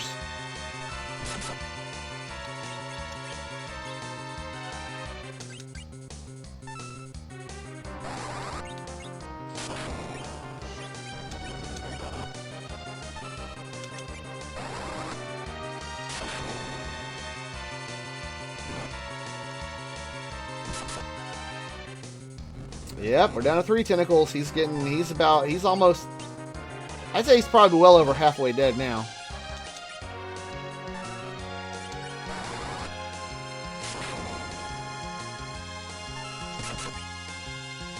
Oops, I didn't mean to make Tella fight, but oh well. Good job! Or sorry, good job! He's slowing down! That was not what I meant to do with Tella. I got excited. Oh well.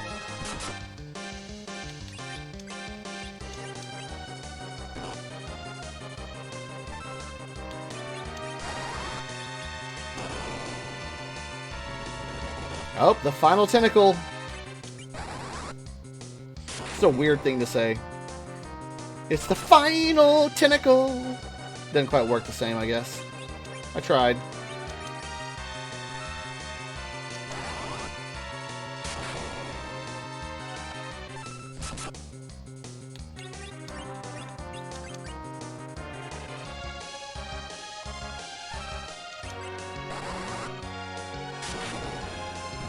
There we go. Ooh, 400 experience. That's going to help. She learned Toad. I like it. Now we can go to Damshin from behind this waterfall. It leads to the exit.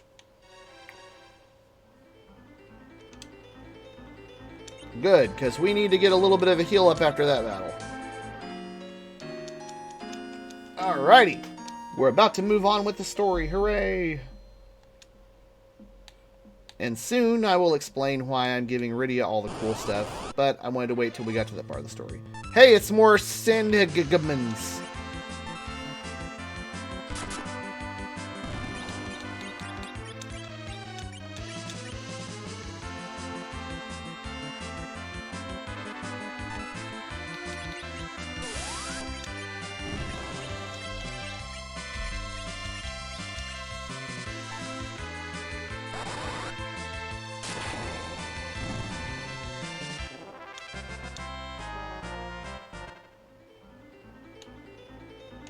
Okay, here we go. Watch this. Ooh, mode 7. Shit's about to get real. And just like that, it's over.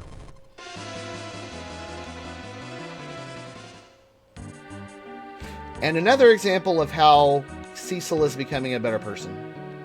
He is instantly concerned about all of the people in here.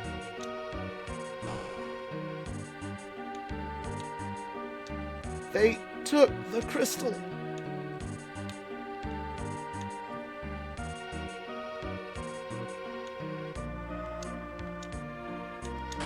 Hey, you guys are going to use this tent, right?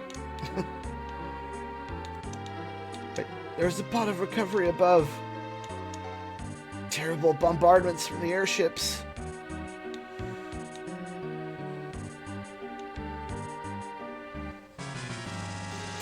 That's Anna! Anna! Ah, Tella's about to get real. You're the bard! You did this to her! Huh? I love how there's actually a battle screen. Once again, I have no control over this battle. You swindler! Please, listen!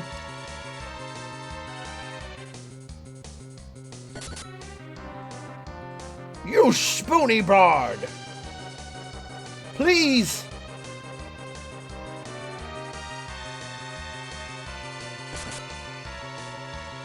Shut up! I still imagine Tella just literally hitting him with his cane. Listen! Shut your mouth!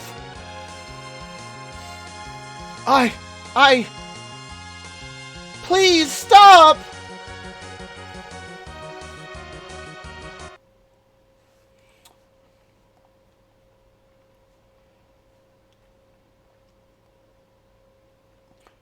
Bard, he basically, I says, Edward is the prince, but he actually became a bard so he could disguise himself. I accidentally skipped past that. But I love Edward. We thought of asking for your consent, but when we were about to leave, Golbez attacked us with Baron's Red Wings. Who is that man? I don't know. But why? He took our crystal of fire, and Anna shielded me from the arrows. You loved him that much. Father, forgive me. I love Edward. Anna! Anna! Anna! And this is the dead music, unfortunately. This only plays when someone basically dies. Who is Golbez? I heard that he's gathering crystals using Baron's Red Wings. Stop crying! Your tears will bring back Anna. Wait for me, Golbez. I'm coming to avenge my daughter. You can't go alone. Whack. I don't need any help. This is my own affair. And that, ladies and gentlemen, is why I did not give him the cool stuff, because I knew he was going to leave. But if I told you that earlier and you didn't know the story, too bad. Tell a left as opposed to right. Oh, and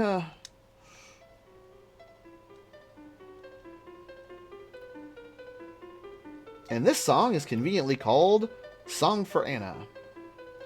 Cry, baby. You're a man. You're a grown-up. You're not the only one who's lost loved ones. Rydia. You may be right. I'm just a coward. But I don't care. I'm staying here with Anna.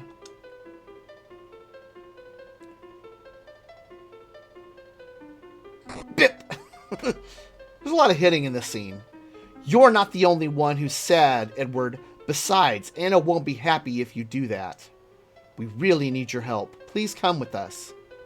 My help?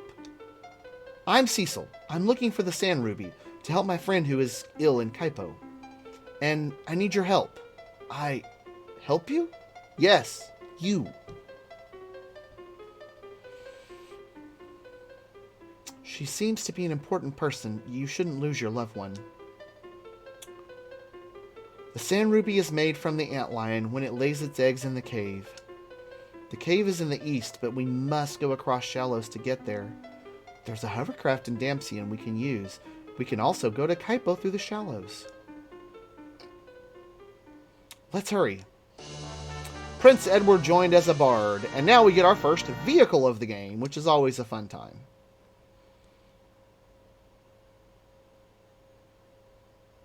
Before the fade, there's always a scene.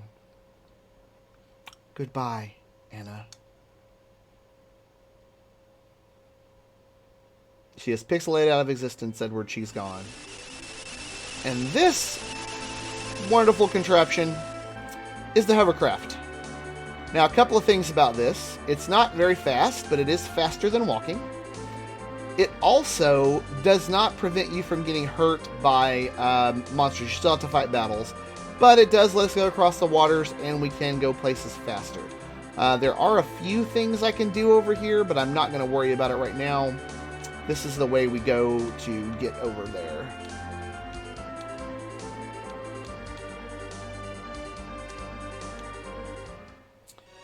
And here is the Antlion Cave. And after I go through this Antlion bit here is probably when I'm going to stop for the night.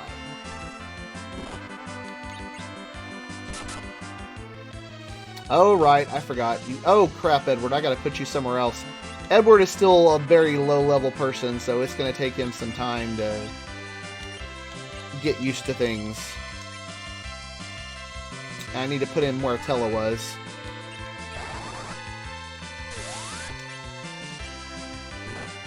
Oh man, yeah, he's going to take a lot of damage before he wins. Okay, so none of us can do anything except Rydia here, so... Oh man, he's almost dead. There we go. Oh, yep, he does that. Whenever he gets beat up a certain amount, he does hide, which is actually what he needs to do anyway, so...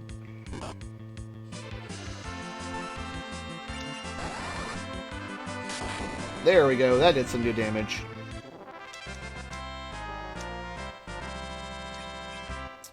Yes, even though Edward is doing his best, he is still kind of a wuss. And will run away at the first sign of getting hurt. And you also notice how depressed he looks. He actually looks very similar to how I imagine Kane looks without his mask. But anyhow, Cure 1.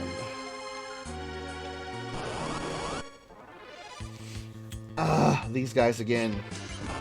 I hate this one because my character really can't do anything except sort of watch and wait.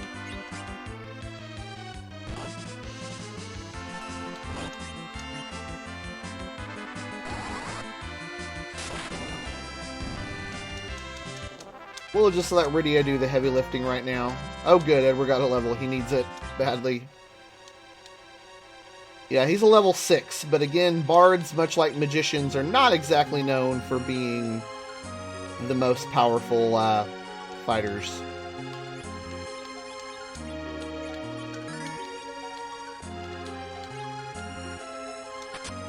They're not tanks, that's what I'm saying. Okay, good. I can actually do something about these bad guys. Heck, Rydia could probably beat the imps up. Yeah, she did. She killed one. Always satisfying. Fell asleep. That's Andy. Depending on which harp you give Edward, it has different effects on him. In this case, it puts him to sleep.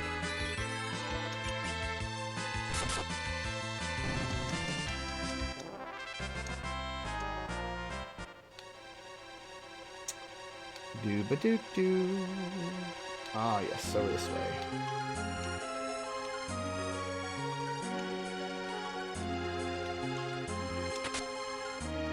$210 gold. Okay, I don't want to go down there yet. Still some stuff over here. I'll take imps over those yellow slimes any day. Edward still gets levels, but the chances of him getting beaten up are much lower.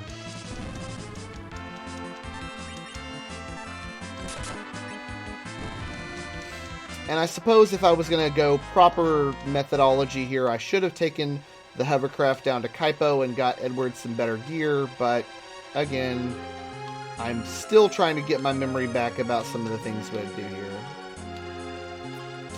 But I can see I remembered something, because these things are here.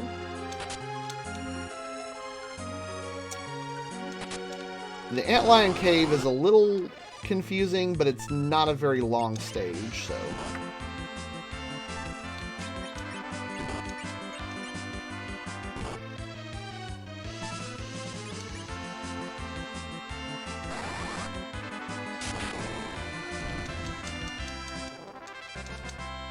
Edward gained a level. Good. And once again, when I was experimenting with what max level characters were like, I got Edward to a level 99 bard using a few of the cheats, and he actually didn't do too bad. I mean, he was still not, like, he didn't do a massive amount of work in the big fights, but in the little fights, he actually did just fine. Like, I wouldn't take him against the big bosses of the game, like, at that level, but he was able to help out earlier, or in some of the battles, more so than he would have otherwise.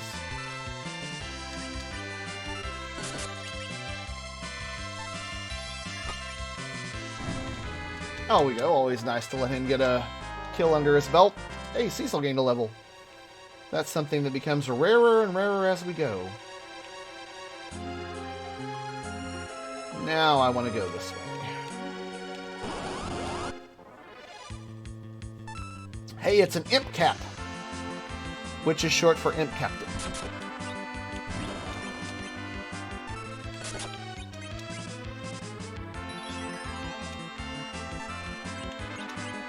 Come on, guys, they're imps.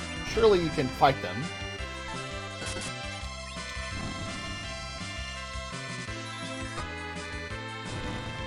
Yeah, like, I think they have maybe 10 hit points. That should not be hard to do.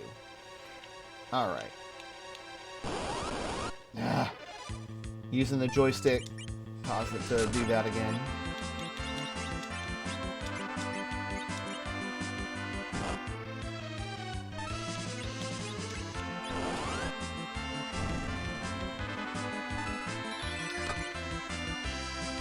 Fell asleep. Not for long.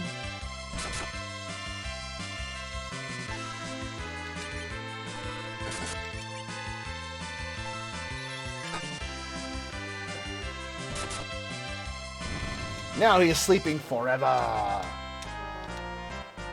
Edward gained a level. And we got a heal. That's good. What level is he at now? He's at level 8. Okay, we're getting close to double digits. Wow, Rydia's at 13. And I am 16. So yeah, we're getting up there in levels now. That's good. We're almost on par with Tella.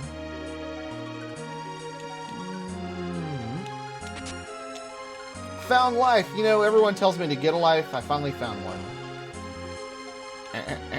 Sorry, I had to throw it in there. Charm. Oh yes, this is a new heart for Edward.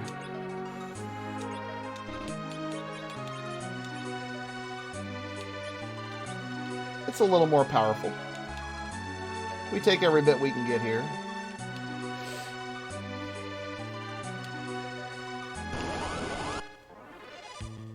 Oh, we're getting some of the tough monsters now.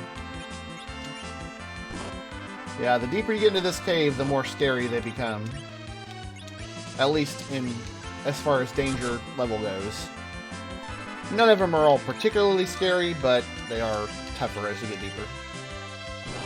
And the Antlion himself is a pretty hard guy to fight, I'll be honest. He is not an easy thing to beat.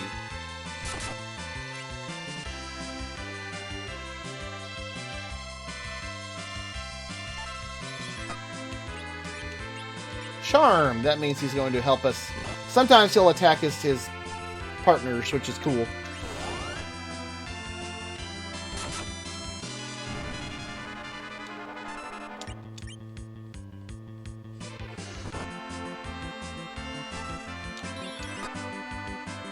Charmed again. Although that's a different monster this time. Oh, he attacked himself. Seppuku! I'll take it.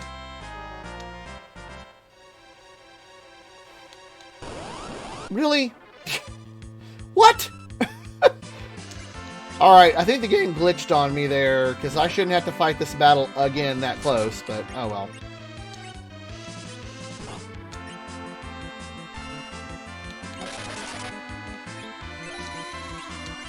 Lullaby.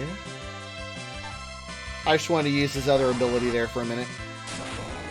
Oh, that was not a good thing to use against these guys. They barely felt that at all.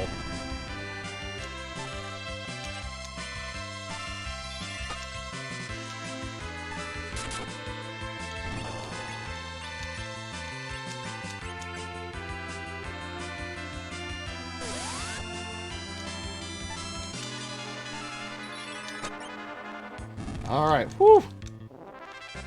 Man, the random encounter level went way up right here. That happens sometimes. Oh, another one. Okay, not as hard of a group to fight. Still tough, but not as bad as the other ones. Oh, Edward, you're about to run off and hide, aren't you? Yep. Loser. Alright, whatever.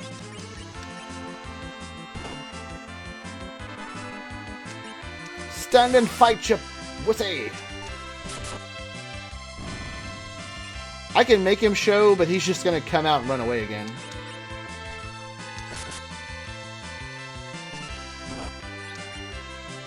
Yeah, just stay hiding wherever you are.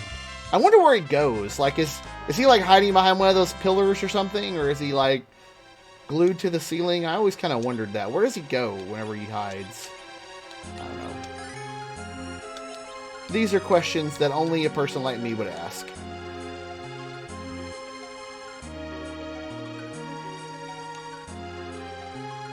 Now we took the shortcut. Whoops, that's not the way to go. Get up through here. There's some stuff. There's something under here I need to get. Oh, again with this group. Eesh.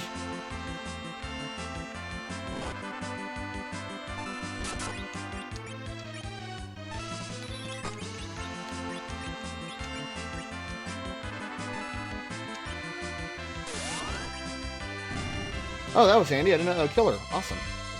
I'll take it.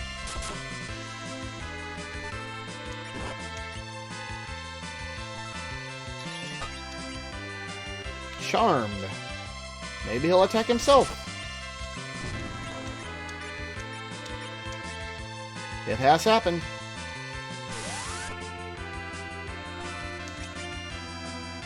Petrify on himself! Yes! Unfortunately, we didn't get to witness any of the good side out of that, but it's okay, we did. Yeah, right up there. Okay, and then up there, yeah.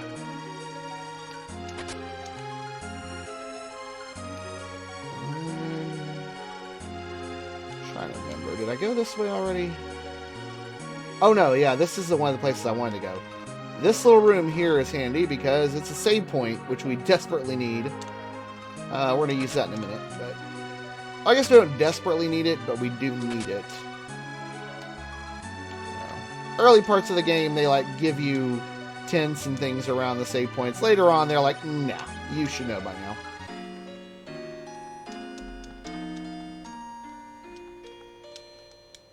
Such cheery sleep music. Anyone would wake up in a good mood if that cheery music played when they went to sleep. And let's go ahead and save, because we're a bit deeper in now, and we have a new party, so.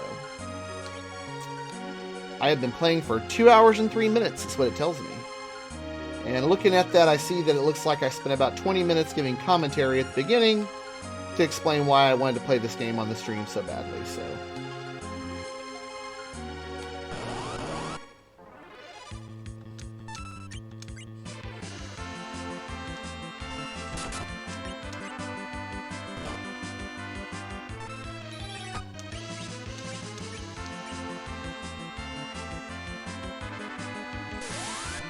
Oh, dang, he did not like that at all. The turtle does not like ice, I'm learning.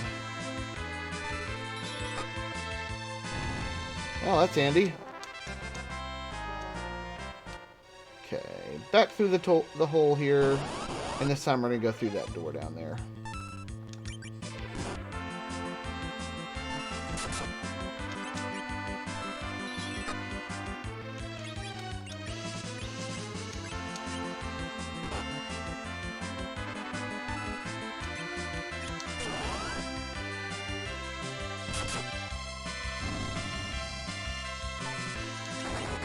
Yes, kill yourself. Seppuku! Okay.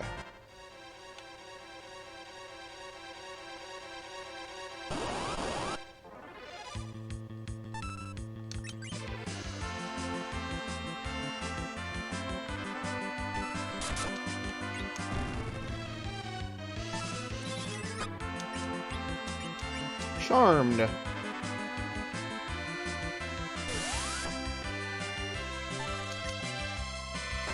Yes, kill yourself. That would be awesome. Ah, well, close enough. Yeah, we are nearing the end of this little dungeon. But there were some things that I needed to get, so. No, not you. I hate you. There's only one way to beat you.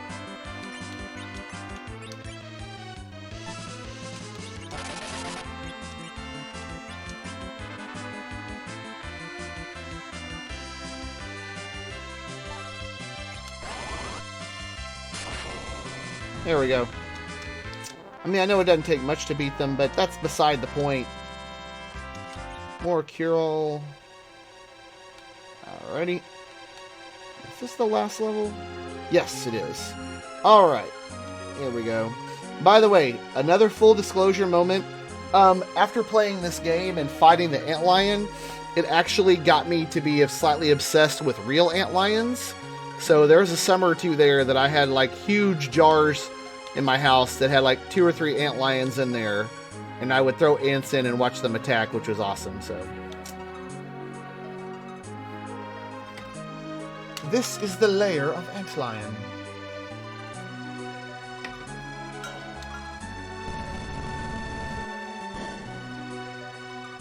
Oh, worry not, antlion is tame. I will take the sand ruby. I wouldn't do that if I were you. No! Let's go, Rydia.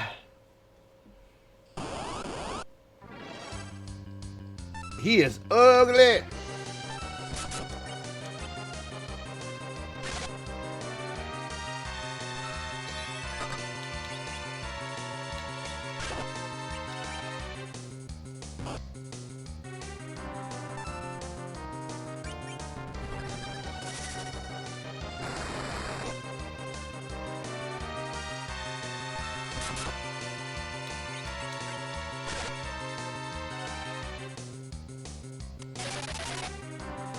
Nothing happened. Okay, well, that happens sometimes.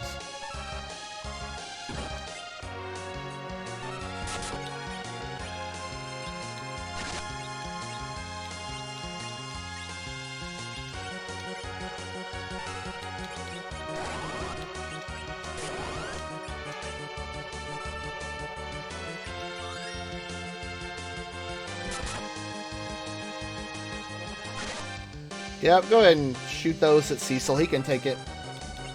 I'm trying to remember what spell he's weak against. I guess I can try Lit? Maybe? I don't remember.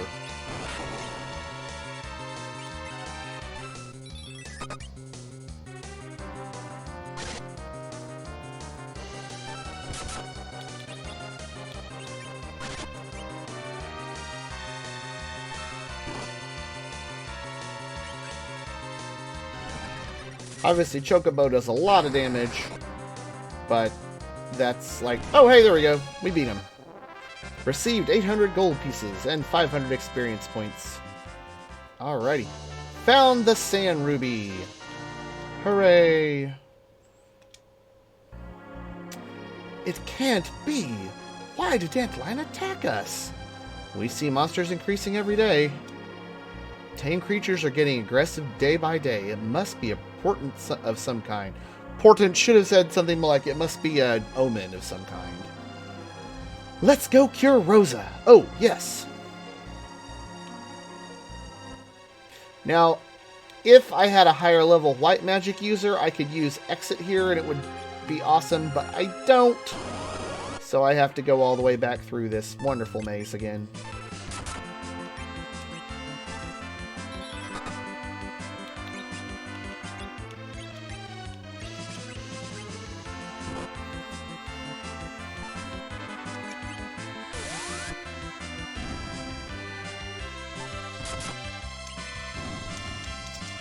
Alrighty, we are now going to make our way out of Antlion's Cave. And once I get to that point is where I'll probably stop the stream. Because it's 120. I should probably get that going soon.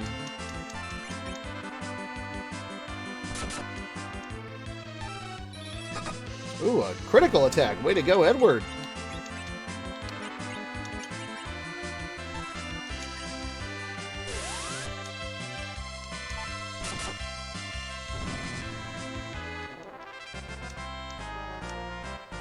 Yeah, we'll be all kinds of leveled up when we get out of here. But yeah, they definitely amped up the damage here in this area. Now there's a save point over here, I think. Yeah, because I got to it earlier. If I can get back to that save point, I'm going to do that because it is late.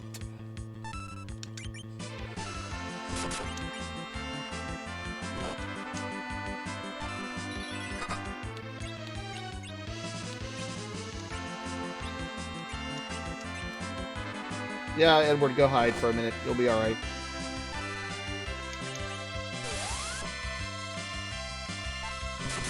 Nope, stay hiding. You're fine.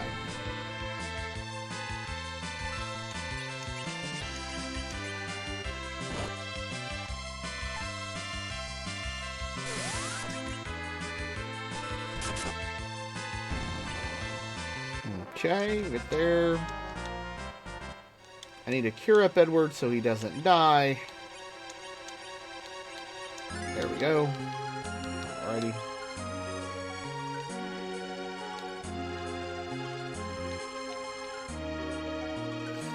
Yep, right in here is a save point. And I am going to tent up real quick.